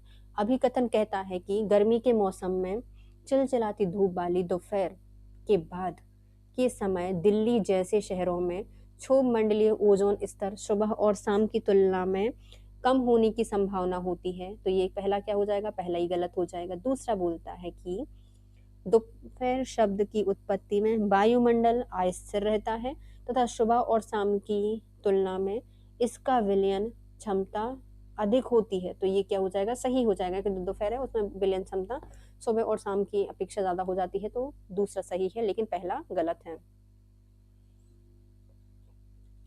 कथन में दिए गए हैं कि गर्मी के मौसम में चलचलाती धूप वाली दोपहर के बाद के समय दिल्ली जैसे शहरों में क्षोभ मंडलीय ओजोन स्तर सुबह और शाम की तुलना में कम नहीं बल्कि अधिक होने की संभावना होती है। तर्क दोपहर बाद की अवधि में वायुमंडल अस्थिर रहता है तथा सुबह और शाम की तुलना में इसका विलयन क्षमता अधिक होती है। ओजोन परत निम्नलिखित में से किस में होती है? जो ओजोन परत है इसका संबंध है समताप मंडल से। किससे संबंधित है? समताप मंडल से संबंधित है ओजोन परत। ओजोन परत का संबंध है समताप मंडल से। ओजोन परत पृथ्वी से 15 किलोमीटर से 30 किलोमीटर के बीच समताप मंडल में बैठती है और हमें और अन्य जीवित चीजों को सूर्य के हानिकारक परावैंगनी विकिरण से बचाती है। यह ऊपरी वायुमंडल समताप मंडल में स्वाभाविक रूप से कम मात्रा में होती है। ओजोन सूर्य के परावैंगनी यूवी विकिरण से पृथ्वी पर जीवन की रक्षा करती है। वायुमंडल में ओजोन का 90% समताप मंडल पर बैठता है। वायुमंडल की परत लगभग 10 से 50 किलोमीटर की ऊंचाई के बीच है। फिर आता है निम्नलिखित में से ग्रीन हाउस गैसें GHG कौन सी होती है? तो GHG का संबंध हो जाएगा जो कि ग्रीन हाउस गैसें हैं। इनको हमने अब भी देखा था कौन कौन सी थी। जल वाष्प इसमें नहीं दी है। देखो पहली आती है हमारी जो पृष्ठ ओजोन होती है, ये भी किसको? ग्रीन हाउस को बढ़ावा देती है। अमोनिया बढ़ावा देती है और नाइट्रस ऑक्साइड ही बढ़ावा देती है। मीथेन भी बढ़ाती है, मीथेन भी बढ़ाती है। कार्बन मोनोऑक्साइड, कार्बन डाइऑक्साइड बढ़ाती है। तो ये पांचों क्या करती हैं? पृथ्वी में ग्रीन हाउस गैसों को बढ़ावा देती हैं। ग्रीन हाउस गैसें वायुमंडलीय में उपस्थित वह गैसें होती हैं जो कि तापीय अवरक्त विकिरण की रेंज के अंतर्गत विकिरणों का अवशोषण और उत्सर्जन करती हैं। पृथ्वी के वायुमंडल में पाई जाने वाली ये प्रमुख ग्रीन हाउस गैसें इस प्रकार हैं, जैसे कि जल वाष्प, carbon dioxide, methane, nitrous oxide और क्लोरोफ्लोरोकार्बन CFC।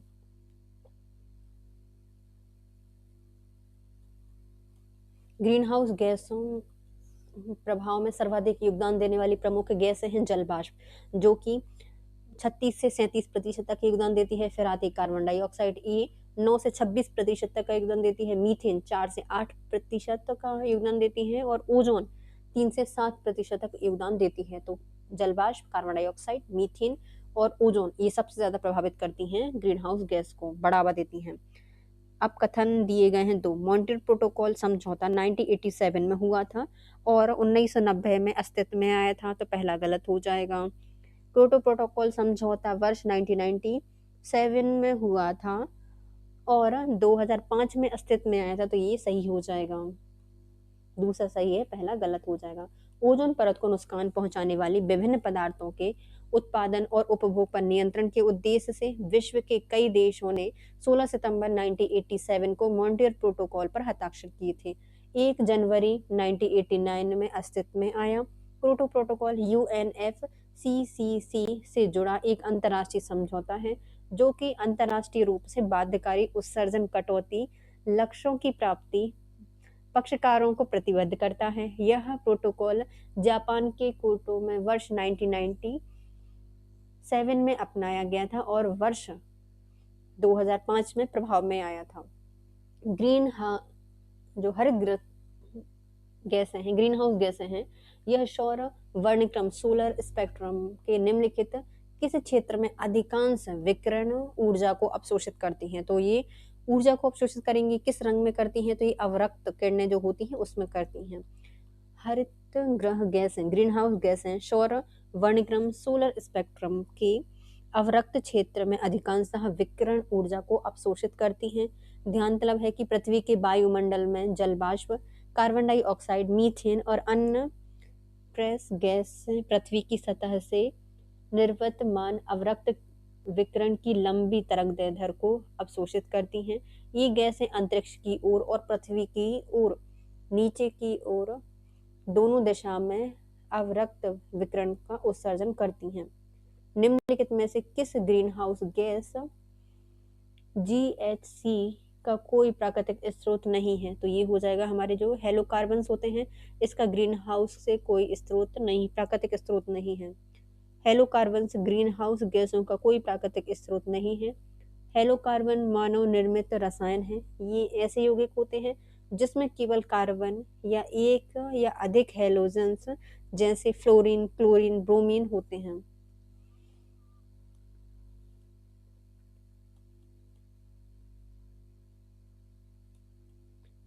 नीचे दिए गए हैं कथन और कारण। अभिकथन कहता है कि इस तथ्य के बावजूद कि क्लोरोफ्लोरोकार्बन संपूर्ण पृथ्वी पर समान रूप से वितरित है, ओजोन क्षय दक्षिणी ध्रुव पर विशेषतः उचित है। तो ये क्या हो जाएगा, पहला सही हो जाएगा। कारण कहता है कि दक्षिणी ध्रुव पर हिमरवा की उपस्थिति क्लोरीन ऑक्सीजन बंध को और सख्त बना देती है, तो ये क्या हो जाएगा, गलत हो जाएगा। दूसरा गलत है और पहला जो कथन है वो सही कह रहा है, कारण गलत हो जाएगा। क्लोरोफ्लोरोकार्बन संपूर्ण पृथ्वी पर समान रूप से वितरित है, ओजोन क्षय दक्षिणी ध्रुव पर विशेषतः उचित है। दक्षिणी ध्रुव पर हिमरवा की उपस्थिति क्लोरीन ऑक्सीजन बंध को और अधिक सख्त नहीं बनाती।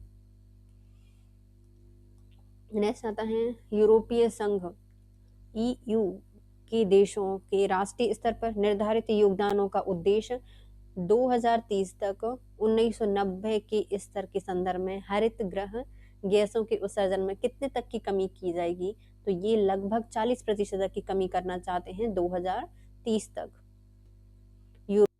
यूरोपीय संघ के देशों के राष्ट्रीय स्तर पर पेरिस समझौते के अंतर्गत निर्धारित योगदानों का उद्देश्य 2030 तक 1990 तक के स्तर को हरित ग्रह गैसों के उत्सर्जन में 40% की कमी की जाए। दिसंबर 2020 में यूरोपीय संघ के देशों ने राष्ट्रीय स्तर पर निर्धारित योगदान लक्ष्य को 1990 के स्तर से 2030 तक उत्सर्जन करने के सुधार कम करने के लिए कम से कम इसे 55% तक कर दिया है कि अब पहले 40 का रखा गया था, लेकिन 2020 में इन्होंने बोला कि हम 55% तक इसको कम करने की कोशिश करेंगे। द्वितीय, वचनबद्धता अवधि के दौरान 2013 से 2019 क्योटो प्रोटोकॉल के अंतर्गत पक्षों के लिए 1990 के स्तर के संदर्भ में ग्रीन हाउस गैस उत्सर्जन में कमी करने का लक्ष्य रखा गया है। लगभग 15% कमी की जाएगी। क्योटो प्रोटोकॉल जलवायु परिवर्तन पर संयुक्त राष्ट्र के सदस्य देशों के मध्य हुआ एक अंतर्राष्ट्रीय समझौता है। इसे पहली बार 1997 में स्वीकार किया गया था और 2005 में से लागू किया गया। द्वितीय वचनबद्धता अवधि के दरमियान 2013 से 2019 में क्योटो प्रोटोकॉल के अंतर्गत पक्षों के लिए 1990 के स्तर के संदर्भ में ग्रीन हाउस गैस उत्सर्जन में कमी लाने के लिए 18% तक का लक्ष्य रखा गया है। 15 दिया है, ऑप्शन 15 था तो 15 रखा गया, 18% का लक्ष्य रखा गया है। प्रत्येक देश द्वारा दीर्घ अवधि कम उत्सर्जन विकास रणनीति बनाए रखने के सुझाव निम्नलिखित में से किसके अंतर्गत दिए गए थे? तो ये दिए गए हैं क्योटो प्रोटोकॉल में। कब? क्योटो प्रोटोकॉल में दिए गए थे दीर्घ अवधि कम उत्सर्जन विकास रणनीति बनाने के लिए सुझाव दिया गया था क्योटो प्रोटोकॉल में।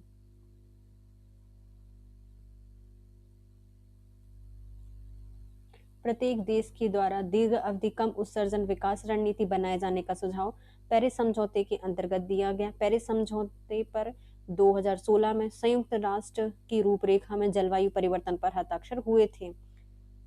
क्लीन डेवलपमेंट मैकेनिज्म निम्नलिखित में से किस अंतर्राष्ट्रीय समझौते में पहली बार प्रारंभ किया गया था? जो क्लीन डेवलपमेंट मैकेनिज्म है, इसको सबसे पहले क्योटो प्रोटोकॉल में प्रारंभ किया गया था।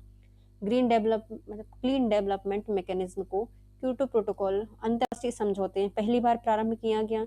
यह उत्सर्जन में कमी लाने वाली परियोजना को लागू करने की अनुमति प्रदान करता है, जो कि प्रमाणित उत्सर्जन कटौती इकाइयों को उत्पन्न करता है और इससे उत्सर्जन व्यापार योजना का कारोबार किया जाता है। नेक्स्ट आता है निम्नलिखित सूची से क्योटो प्रोटोकॉल में निम्नलिखित ग्रीन हाउस गैसों की पहचान कीजिए। तो ग्रीन हाउस गैसें हो जाएंगी, कार्बन डाइऑक्साइड सबसे ज्यादा उत्सर्जन करती है, उसके बाद आता है मीथेन, नाइट्रस ऑक्साइड, हाइड्रोफ्लोरोकार्बन भी आते हैं, और ये परफ्यूरोकार्बन और सल्फर हेक्साफ्लोराइड्स, सल्फर हेक्साफ्लोराइड, ये सब क्योटो प्रोटोकॉल समझौते में गैसों की पहचान की गई थी। लगभग 8 गैसों की पहचान इसमें नहीं की गई थी, 6 की गई थी। क्योटो प्रोटोकॉल 1997 में पारित किया गया। इसमें जलवायु परिवर्तन के लिए कारक 6 हरित गैसें रखी गई थी, जिसमें आती थी carbon dioxide, methane, nitrous oxide, hydrofluorocarbon, perfluorocarbon और सल्फर हेक्साफ्लोराइड।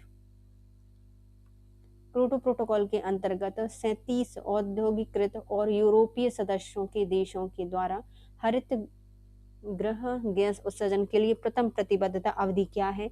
तो ये है 2008 से 2012। कितनी है? 2008 से 2012 रखी गई पहली प्रतिबद्धता अवधि।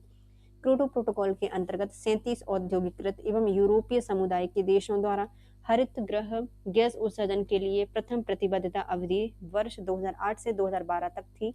क्योटो प्रोटोकॉल को वर्ष 1997 में स्वीकार किया गया था। इसकी पहली प्रतिबद्धता 2008 से 2012 थी। अपनी द्वितीय प्रतिबद्धता अवधि 2012 में अपनाई गई थी, लेकिन इसमें 65 देशों ने अब तक दूसरी प्रतिबद्धता अवधि 2013 से 2020 की पुष्टि की है।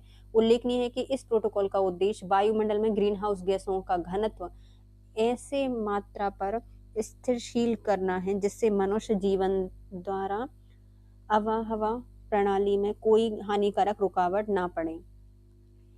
नेक्स्ट आते हैं, नीचे दिए गए हैं कथन बताने हैं। पहला कथन कहता है कि पृथ्वी की ओजोन परत के संरक्षण के लिए मॉन्ट्रियल प्रोटोकॉल आज तक का पर्यावरण संबंधी संयुक्त राष्ट्र एकमात्र करार है जिसकी विश्व के प्रत्येक देश ने पुष्टि की है। तो ये क्या हो जाएगा? सही हो जाएगा कि हाँ, एक ऐसा बड़ा सा प्रोग्राम है जिसको पूरे देशों के द्वारा पुष्टि की गई है, तो ये सही हो जाएगा। दूसरा कह रहा है कि पेरिस करार राष्ट्र स्तर पर निर्धारित योगदान एनडीसी तैयार करने, संप्रेरित करने और अनुरक्षण करने हेतु सभी पक्षों द्वारा स्वैच्छिक वचनबद्धता स्थापित करता है। तो ये क्या हो जाएगा, असत्य हो जाएगा। पहला सही था लेकिन दूसरा गलत हो जाएगा। मॉन्ट्रियल प्रोटोकॉल ओजोन क्षयकारी पदार्थों के उत्पादन को रोकने के लिए एक विश्वव्यापी समझौता है। पृथ्वी की ओजोन परत के संरक्षण के लिए मॉन्ट्रियल प्रोटोकॉल आज तक का पर्यावरण संबंधी संयुक्त राष्ट्र का एकमात्र करार है कि विश्व के प्रत्येक देश ने पुष्टि की है।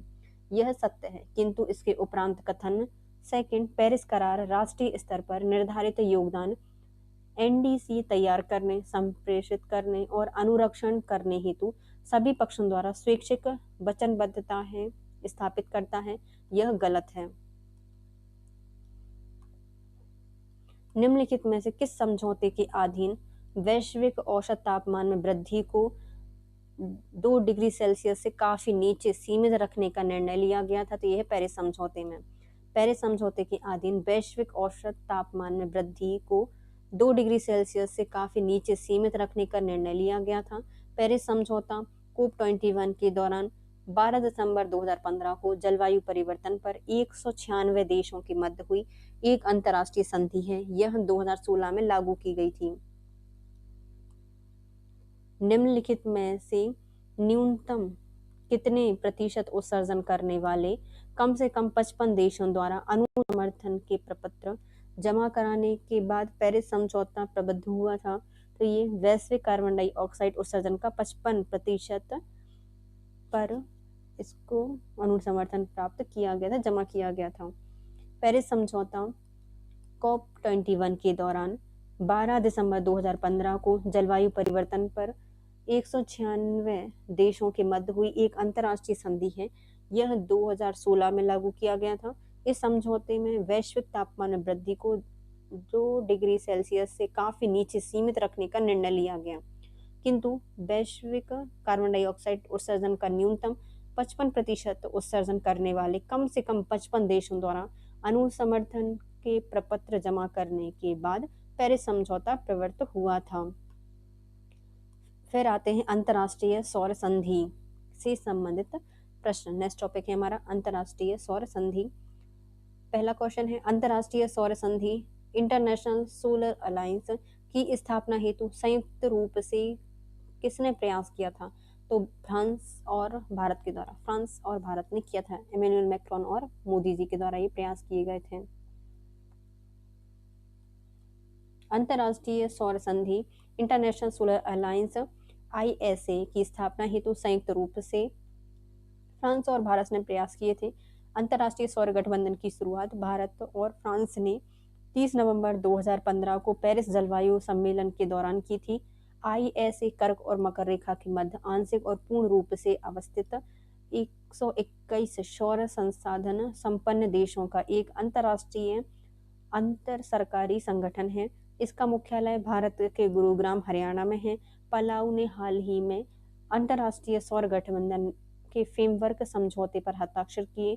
पलाऊ अंतर्राष्ट्रीय सौर गठबंधन का 76वां सदस्य बना। पलाऊ ओशनिया के में स्थित एक देश है और 500 से अधिक द्वीप शामिल हैं इसमें।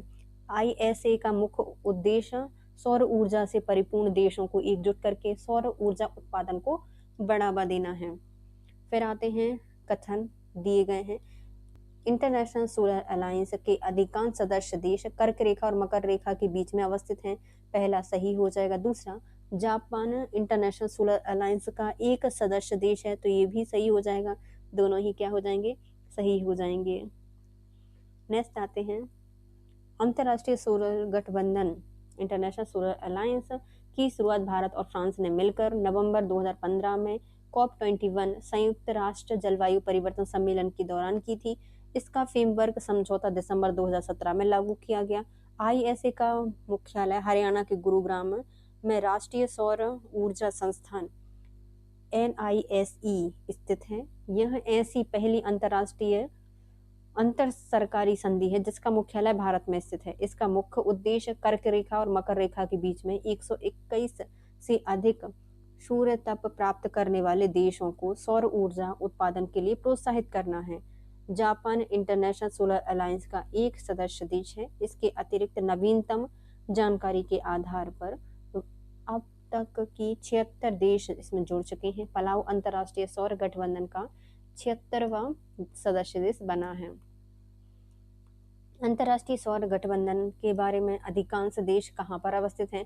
तो एक कर्क रेखा और मकर रेखा के बीच में अवस्थित हैं। अंतर्राष्ट्रीय सौर गठबंधन 120 से अधिक हस्ताक्षरकर्ता देशों का एक गठबंधन है। अधिकांश सनशाइन देश इसके अंतर्गत हैं, जो कि पूरी तरह से या अधिकांश रूप से कर्क रेखा या मकर रेखा के बीच या मध्य में स्थित हैं। गठबंधन का प्राथमिक उद्देश्य जीवाश्म ईंधन पर निर्भरता को कम करने के लिए सौर ऊर्जा की कुशल खपत के लिए काम करना था। यह फ्रांस और भारत की संयुक्त पहल थी, जिससे सौर ऊर्जा को बढ़ावा देने के लिए अभूतपूर्व प्रयास किए गए थे। ISA भारत में स्थित पहला अंतर सरकारी संगठन है, जो कि गुरुग्राम में इसका मुख्यालय है। अंतर्राष्ट्रीय सौर संधि का शुभारंभ किस वर्ष हुआ था? 2015 में हुआ था। अंतर्राष्ट्रीय सौर गठबंधन का शुभारंभ की घोषणा भारत के प्रधानमंत्री श्री नरेंद्र मोदी ने और फ्रांस के पूर्व राष्ट्रपति फास्वा उलांद के द्वारा 3 नवंबर 2015 को पेरिस में संयुक्त राष्ट्र के दौरान की गई थी। इसका उद्देश्य इन देशों की विशेष ऊर्जा जरूरतों को पूरा करने के लिए वैश्विक ऊर्जा के साधन के रूप में और सौर ऊर्जा के उपयोग को आगे बढ़ाना है। इसका मुख्यालय हरियाणा के गुरुग्राम में स्थित है। वर्ष 2018 में ओरिजिन फ्रेमवर्क एग्रीमेंट ऑन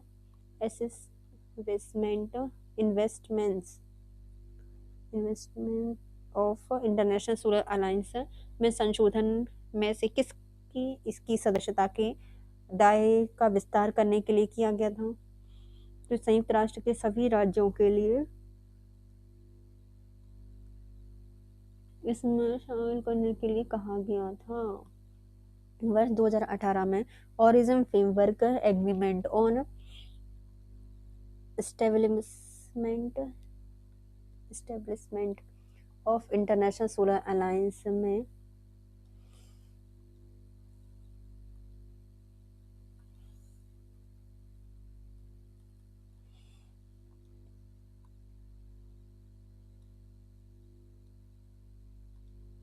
वर्ष 2018 में origin framework agreement on establishment of international solar alliance में संशोधन में से किसके लिए इसकी सदस्यता के दायरे का विस्तार करने के लिए किया गया था? तो इसमें संयुक्त राष्ट्र के सभी सदस्य देशों को शामिल करने के लिए किया गया था।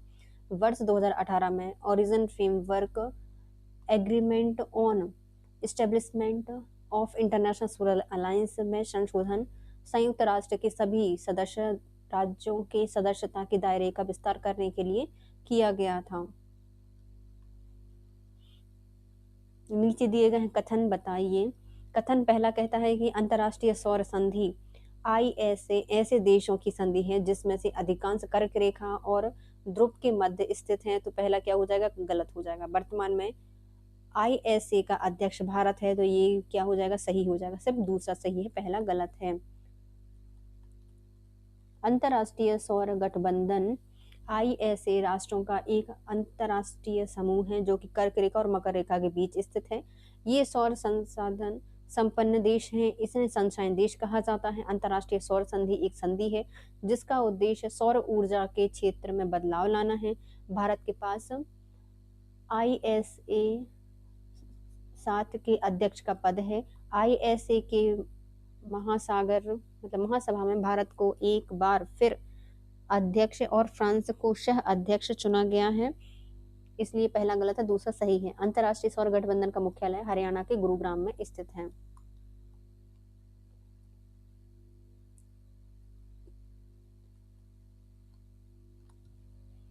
अंतर्राष्ट्रीय सौर संधि के लिए आधिकारिक भाषा क्या रखी गई है? तो इसमें हिंदी है, अंग्रेजी है और फ्रांस था इसमें, इसलिए फ्रांसीसी रखी गई है। अंतर्राष्ट्रीय सौर गठबंधन के लिए आधिकारिक भाषाएं हैं हिंदी, अंग्रेजी और फ्रेंच। अंतर्राष्ट्रीय सौर गठबंधन के फ्रेमवर्क समझौते को मराकेश मोरक्को में खोला गया था। अंतर्राष्ट्रीय सौर गठबंधन राष्ट्रों का एक अंतर्राष्ट्रीय समूह है जो कि कर्क रेखा और मकर रेखा के बीच स्थित ये सौर संसाधन संपन्न देश हैं जिन्हें सनशाइन देश कहा जाता है। आईएसए एक संधि आधारित अंतर सरकारी गठबंधन है या संगठन है जिसका उद्देश्य सौर ऊर्जा के क्षेत्र में बदलाव लाना है। समूह का प्राथमिक लक्ष्य जीवाश्म ईंधन से सौर ऊर्जा में बदलाव में तेजी लाना है। इसे भारत के प्रधानमंत्री नरेंद्र मोदी जी के द्वारा नवंबर 2015 में पेरिस एवं फ्रांस में कॉप 21 में लॉन्च किया गया था। आईएसए का मुख्यालय हरियाणा के गुरुग्राम में स्थित है। आईएसए को सौर नीति और अनुप्रयोग के लिए अंतर्राष्ट्रीय एजेंसी भी कहा जाता है। लगभग 95 देशों ने आईएसए फ्रेमवर्क समझौते पर हस्ताक्षर किए हैं। लगभग 77 देशों ने अंतर्राष्ट्रीय सौर गठबंधन रूपरेखा समझौता पर हस्ताक्षर और पुष्टि की है। आईएसए का संस्थापक सम्मेलन 2018 में नरेंद्र मोदी और फ्रांस के राष्ट्रपति इमैनुअल मैक्रोन के नेतृत्व में आयोजित किया गया था। दिल्ली सौर एजेंडा ने जलवायु परिवर्तन को मानव जाति की एक सामान्य प्राथमिकता के रूप में त्वरित कार्यवाही की आवश्यकताओं के रूप में पुष्टि की है। इसका उद्देश्य सौर ऊर्जा, एक स्वच्छ, जलवायु अनुकूल एवं नवीकरणीय ऊर्जा संसाधनों पर जोर देते हुए ऊर्जा सुरक्षा प्राप्त करना है। नीचे दिए गए हैं कथन। पहला कथन कहता है कि भारत अंतर्राष्ट्रीय सौर गठबंधन का वर्तमान में अध्यक्ष है, सही है। दूसरा, संयुक्त राज्य अमेरिका अंतर्राष्ट्रीय सौर गठबंधन का एक सदस्य नहीं है, तो ये गलत हो जाएगा। पहला सही है लेकिन दूसरा गलत हो जाएगा। वर्तमान में अंतर्राष्ट्रीय सौर गठबंधन 110 सदस्य हैं। हस्ताक्षरकर्ता देशों का एक अंतर्राष्ट्रीय संगठन है। आईएसए के मिशन 2030 में सौर ऊर्जा $1 लाख करोड़ का निवेश करना है। अंतर्राष्ट्रीय सौर गठबंधन का शुभारंभ भारत और फ्रांस के द्वारा 30 नवंबर 2015 को पेरिस में किया गया था। इसका मुख्यालय हरियाणा के गुरुग्राम में स्थित है। इस संगठन में कर्क और मकर रेखा के बीच स्थित राष्ट्रों को एक मंच पर लाना है। भारत अंतर्राष्ट्रीय सौर गठबंधन का वर्तमान में अध्यक्ष है। संयुक्त राष्ट्र अमेरिका आईएसए में शामिल होने वाले 101 सदस्य हैं जो कि नवंबर 2021 में आईएसए की सदस्य बन गए हैं। नीचे दिए गए हैं कथन, बताइए। कथन पहला कहता है कि अंतर्राष्ट्रीय सौर संधि का दृष्टिकोण, विजन प्रत्येक घर में चाहे वह कितना भी दूर हो प्रकाश होगा, इसके लिए इसको बनाया गया है। तो पहला क्या हो जाएगा? सही हो जाएगा, नहीं गलत हो जाएगा। बल्कि वर्तमान में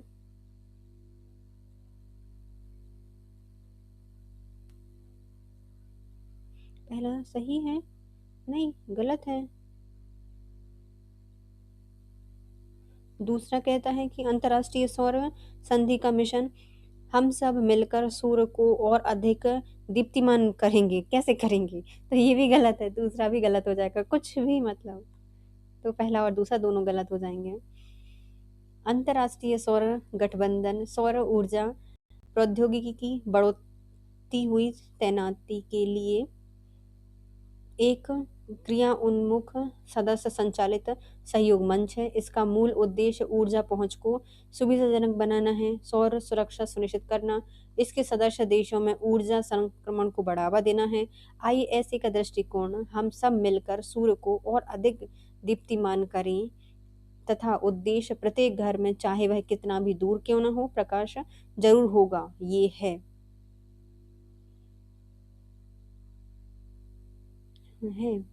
आईएसए का मुख्यालय गुरुग्राम हरियाणा में है, स्थापित किया गया है। आईएसए की परिकल्पना भारत और फ्रांस द्वारा सौर ऊर्जा संसाधनों की तैनाती के माध्यम से जलवायु परिवर्तन के खिलाफ प्रयासों को संगठित करने में संयुक्त प्रयास के रूप में किया गया है।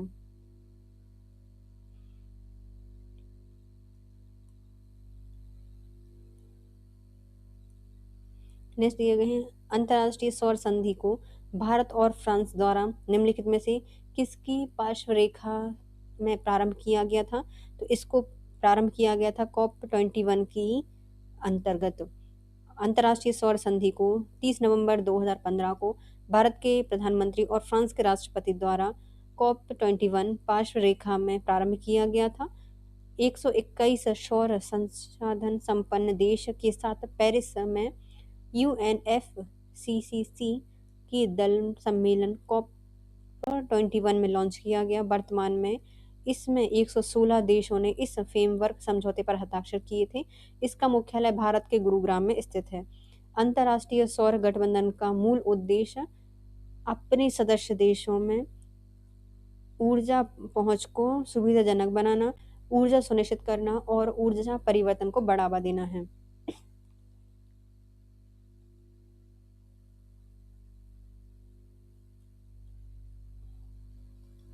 अंतर्राष्ट्रीय सौर संधि ISA का मुख्यालय निम्नलिखित में कहाँ पर है? तो ये भारत के गुरुग्राम में स्थित है। अंतर्राष्ट्रीय सौर संधि सौर ऊर्जा प्रौद्योगिकी की बढ़ती चुनौतियों के लिए एक कार्य उन्मुख सदस्य संचालित सहयोगी मंच है। इसका मूल उद्देश्य अपने सदस्य देशों में ऊर्जा पहुंच को सुविधाजनक बनाना, ऊर्जा सुरक्षा सुनिश्चित करना, ऊर्जा परिवर्तन को बढ़ावा देना है। ISA की कल्पना सौर ऊर्जा समाधानों की तैनाती के माध्यम से जलवायु परिवर्तन के खिलाफ प्रयास जुटाने के लिए भारत और फ्रांस के संयुक्त प्रयास के रूप में की गई है।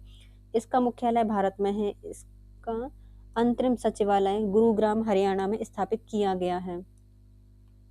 नेक्स्ट आते हैं अंतर्राष्ट्रीय सौर सहचर संधि का दर्शन अभिकथन क्या है? तो हम एक साथ मिलकर सूर्य को और चमकीला बनाएं, अभिकथन है।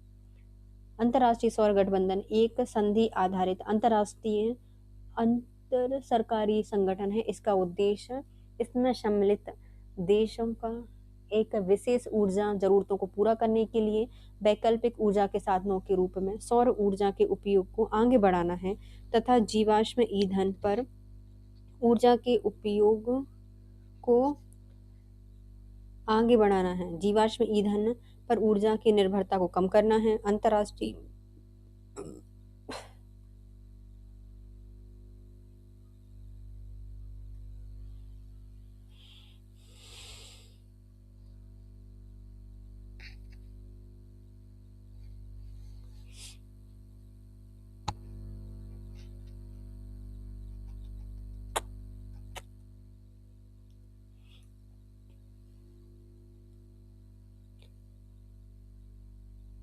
इसका उद्देश्य इसमें शामिल देशों की विशेष ऊर्जा जरूरतों को पूरा करने के लिए वैकल्पिक ऊर्जा के साधन के रूप में सौर ऊर्जा में उपयोग को आगे बढ़ाना है तथा जीवाश्म ईंधन पर ऊर्जा की निर्भरता को कम करना है।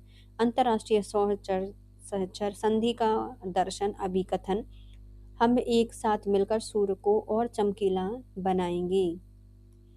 नेक्स्ट आता है अंतर्राष्ट्रीय सौर गठबंधन संधि international solar alliance framework agreement लागू किया गया था 2017 में 30 नवंबर को।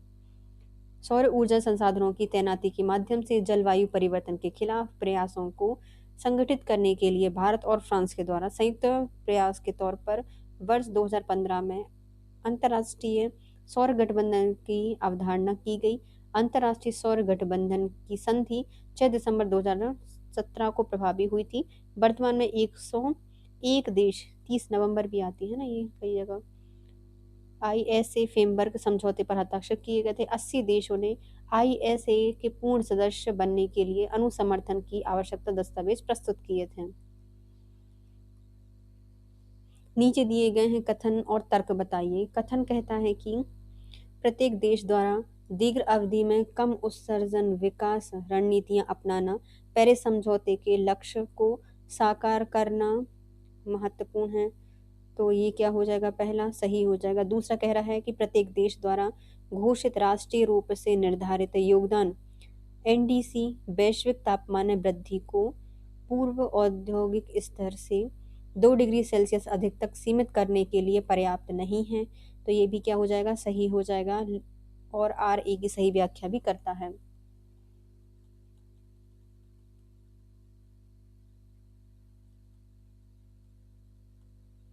पेरिस समझौता 2015 में अस्तित्व में आया था। इसका लक्ष्य है कि 21वीं शताब्दी के औसत तापमान में पूर्व औद्योगिक युग के औसत तापमान के स्तर से 2 डिग्री सेल्सियस अधिक वृद्धि नहीं होने दी जाएगी। 1.5% नहीं 1.5 डिग्री सेल्सियस के स्तर तक रखा जाएगा, किंतु प्रत्येक देश द्वारा घोषित राष्ट्रीय रूप से निर्धारित योगदान NDC वैश्विक तापमान वृद्धि को पूर्व औद्योगिक स्तर से 2 डिग्री सेल्सियस अधिकतर सीमित करने के लिए पर्याप्त नहीं है। ग्लोबल वार्मिंग को पूर्व औद्योगिक स्तर के 2 डिग्री सेल्सियस तक सीमित करने के उद्देश्य से विश्व को सर्वाधिक कम लागत के मार्ग पर लाने के लिए वर्ष 2017 का सापेक्ष 2030 तक वैश्विक ग्रीन हाउस गैस उत्सर्जन में किस सीमा तक कटौती की आवश्यकता है? तो लगभग 25% कटौती की आवश्यकता है। पेरिस समझौते के अनुसार ग्लोबल वार्मिंग को पूर्व औद्योगिक स्तर के ऊपर 2 डिग्री सेल्सियस तक सीमित करने के उद्देश्य से विश्व को सर्वाधिक कम लागत के मार्ग पर लाने के लिए वर्ष 2017 के सापेक्ष 2013 तक वैश्विक ग्रीन हाउस उत्सर्जन में 25% तक कटौती आवश्यक माना गया है। निम्नलिखित में से कौन सा पेरिस समझौते का मुख्य उद्देश्य है? तो ये है जलवायु परिवर्तन के खतरे के प्रति वैश्विक पहल को मजबूत करना। जलवायु परिवर्तन के खतरे के प्रति वैश्विक पहल को मजबूत करना पेरिस समझौते का मुख्य उद्देश्य है। पेरिस समझौते के अनुसार राष्ट्रीय रूप से निर्धारित अभिप्रेत अंशदान INDC की पुनरीक्षा प्रतिवर्ष बाद की जाएगी। तो कितने प्रत्येक 5 वर्ष के बाद एक की जाएगी। पेरिस समझौते के अनुसार राष्ट्र रूप से निर्धारित अभिप्रेत अंशदान INDCS की पुनरीक्षा प्रत्येक 5 वर्ष बाद की जाएगी। इससे संभावित खतरे और चुनौती के लिए तैयार हो सके। उल्लेखनीय है कि कार्बन उत्सर्जन की कटौती के उद्देश्य की प्राप्ति हेतु वैश्विक उत्सर्जन में 90% से अधिक के लिए जिम्मेदार 186 वर्षों के कार्बन कटौती के लक्ष्य निर्धारित किए गए हैं, जिन्हें राष्ट्रीय स्तर पर निर्धारित योगदान INDC के रूप में जाना जाएगा।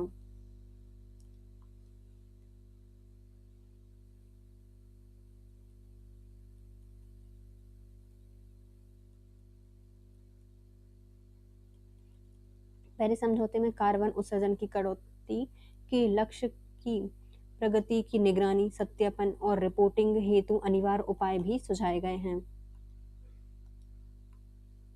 पेरिस समझौते का उद्देश्य इस शताब्दी में तापमान को पूर्व औद्योगिकरण स्तर पर कितने डिग्री सेल्सियस ऊपर सीमित करना होगा? तो ये करना होगा 2 डिग्री सेल्सियस। पेरिस समझौते का उद्देश्य इस शताब्दी में तापमान वृद्धि को पूर्व औद्योगिकरण स्तर से 2 डिग्री सेल्सियस ऊपर सीमित करना है। वैज्ञानिकों ने चेतावनी दी है कि 2 डिग्री से ऊपर के तापमान से धरती की जलवायु में बड़ा बदलाव हो सकता है, जिसके असर से समुद्र तल की ऊंचाई बढ़ना, बाढ़, जमीन धंसना, सूखा, जंगलों में आग जैसी आपदाएं बढ़ सकती हैं। वैसे भी औद्योगिकरण शुरू होने के बाद से धरती का तापमान 1 डिग्री सेल्सियस बढ़ चुका है। वैज्ञानिक इसके लिए ग्रीन हाउस गैसों के उत्सर्जन को जिम्मेदार मानते हैं।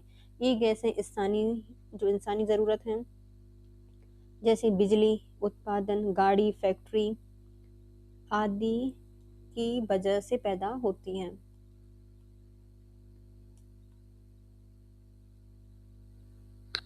निम्नलिखित में से पेरिस समझौते की विशेषताएं कौन कौन सी होती हैं? तो पेरिस समझौते की विशेषताएं हैं, यह समझौता साम्य और उभयनिष्ठ के सिद्धांतों की पहचान करता है, पर उनका दायित्व भिन्न भिन्न होता है। तो ये सही हो जाएगा। पेरिस समझौता वर्ष 2020 के जलवायु हस्तक्षेप से हुआ है, तो ये भी सही हो जाएगा, मतलब उसके लिए हुआ था। यह समझौता पर्यावरण प्रदूषण में कमी लाने के लिए, पर्यावरण प्रदूषण कम नहीं करना था इनको, तो पहला गलत हो जाएगा और ये दूसरा तीसरा सही है। पेरिस समझौता ग्रीन हाउस गैस उत्सर्जन समन अनुकूलन और वित्त पर समझौता किया गया है। पेरिस में हुए 21वें सम्मेलन में 195 देशों ने 12 दिसंबर 2015 को आम सहमति से हस्ताक्षर किया। 2020 से प्रारंभ किया जाएगा इसको। यह निर्णय लिया गया था कि औद्योगिक युग से पहले की तुलना में 2100 तक ग्लोबल वार्मिंग को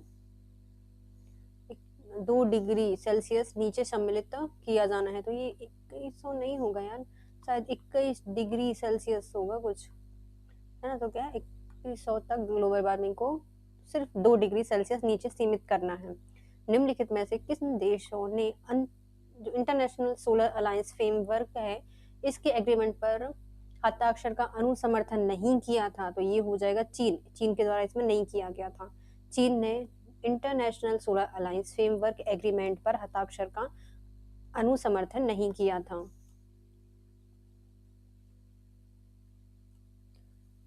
निम्नलिखित में से किसका सोलर सेल के निर्माण में सेमीकंडक्टर के रूप में प्रयोग किया जाता है? तो जो हमारी सिलिकॉन्स होती हैं उनका सेमीकंडक्टर बनाने में प्रयोग किया जाता है। टिन ऑक्साइड का किया जाता है, कैडमियम सल्फेट का किया जाता है और गैलियम आर्सेनाइड का किया जाता है। इन सभी का प्रयोग सोलर सेल के निर्माण में किया जाता है। Silicon, tin oxide, cadmium sulphide और गैलियम आर्सेनाइड का प्रयोग किया जाता है। Silicon Si, tin oxide SnO, cadmium sulphide CdS, gallium arsenide GaAs, ये सभी सोलर सेल के निर्माण में सेमीकंडक्टर के रूप में प्रयोग किए जाते हैं। किस देश में हाल ही में हाइड्रोफ्लोरोकार्बन्स HFCs को चरणबद्ध तरीके से समाप्त करने संबंधी अंतर्राष्ट्रीय करार पर हस्ताक्षर किए गए हैं? तो ये किया है रवांडा ने। किसने किया है? रवांडा के द्वारा किया गया है। हाइड्रोफ्लोरोकार्बन्स HFCs के उत्सर्जन को चरणबद्ध रूप से समाप्त करने संबंधी समझौता 197 देशों के बीच मध्य अफ्रीकी देश रवांडा की राजधानी किगाली में माप 28 मॉन्ट्रियल प्रोटोकॉल में किया गया था। 15 अक्टूबर 2016 को संपन्न हुई। यह समझौता मॉन्ट्रियल प्रोटोकॉल में संशोधन से संबंधित था और उम्मीद है कि इस समझौते के क्रियान्वयन में सन 2100 तक वैश्विक तापमान को 0.5 डिग्री सेल्सियस से कम करेंगे और HFCs गैस धरती के ताप वृद्धि और ओजोन परत क्षरण दोनों में अहम भूमिका निभा रहा है। नेक्स्ट आता है रियो सम्मेलन। इससे संबंधित प्रश्न, निम्नलिखित में से कौन सी कन्वेंशन प्रोटोकॉल की उत्पत्ति रियो पृथ्वी शिखर सम्मेलन से हुई है? हमें ये बताना है। जो रियो शिखर सम्मेलन है इसकी उत्पत्ति कहाँ से मानी जाती है? तो इसको मुख्यतः माना जाता है कि यह जलवायु परिवर्तन संयुक्त राष्ट्र फ्रेमवर्क कन्वेंशन से संबंधित है। आर्द्र भूमि संबंधित रामसर कन्वेंशन नहीं है। ये मरुस्थलीकरण को रोकने के लिए संयुक्त राष्ट्र कन्वेंशन है और क्योटो प्रोटोकॉल भी नहीं है। ये जैव विविधता संबंधी कन्वेंशन है।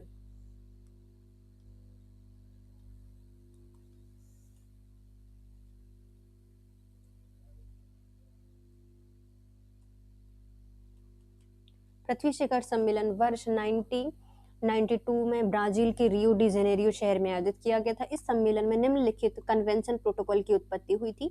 जलवायु परिवर्तन पर संयुक्त राष्ट्र फ्रेमवर्क कन्वेंशन UNFCCC जैव विविधता संबंधी कन्वेंशन है। मरुस्थलीकरण को रोकने के लिए संयुक्त राष्ट्र कन्वेंशन है। Rio+20 सम्मेलन का मुख्य परिणाम किसके समुच्चय का विकास करना है? तो ये है समर्थनीय विकास करना है। किसका? समर्थनीय विकास संबंधित है। Rio+20 सम्मेलन एक मुख्य परिणाम समर्थनीय विकास लक्ष्य और सतत विकास लक्ष्य का विकास करना है। सतत विकास लक्ष्य से संबद्ध संयुक्त राष्ट्र सम्मेलन का आयोजन जून 2012 में रियो डी जेनेरियो ब्राजील में किया गया है। इस सम्मेलन का आयोजन 1992 में रियो डी जेनेरियो में आयोजित अर्थ शिखर सम्मेलन में 22 वर्षों के बाद किया गया। इस कारण से इसे Rio+20 भी कहा जाता है। Rio+20 को सतत विकास के प्रति अपनी प्रतिबद्धता व्यक्त करने, निरंतरता के संबंध में वैश्विक कार्यवाही को बढ़ावा देने संबंधी नई रूपरेखा की तलाश करने की प्रक्रिया में वैश्विक समुदाय के लिए एक महत्वपूर्ण अवसर के रूप में देखा जा रहा है। निम्नलिखित में किस शिखर सम्मेलन का संधारणीय विकास संबंधी संयुक्त राष्ट्र सम्मेलन UNCSD के नाम से जाना जाता है? तो ये है Rio+20 सम्मेलन 2012। साधारणीय विकास और सतत विकास से संबद्ध संयुक्त राष्ट्र सम्मेलन UNCSD का आयोजन 20 जून 2012 को रियो डी जेनेरियो ब्राजील में किया गया था। इस सम्मेलन का आयोजन 1992 में रियो डी जेनेरियो में आयोजित अर्थ शिखर सम्मेलन में 20 वर्ष बाद किया गया और इसलिए इसे Rio+20 के नाम से जाना जाता है। Rio+20 को सतत विकास के प्रति अपनी प्रतिबद्धता व्यक्त करने, निरंतरता के संबंध में वैश्विक कार्यवाही को बढ़ावा देने संबंधी रूपरेखाओं की तलाश करने की प्रक्रिया में वैश्विक समुदाय के लिए एक महत्वपूर्ण अवसर के रूप में देखा गया है। UNCSD 2012 के उद्देश्य इस प्रकार हैं: सतत विकास के लिए नवीकृत राजनीतिक प्रतिबद्धता सुनिश्चित करना, रियो सम्मेलन के बाद हुई प्रगति और निष्कर्षों के क्रियान्वयन की कमियों का आकलन करना, नई और उभरती चुनौतियों का समाधान करना।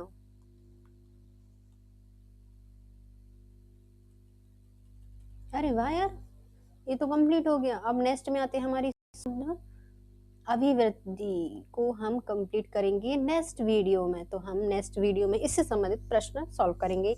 तो bye guys, if you like my video please share subscribe.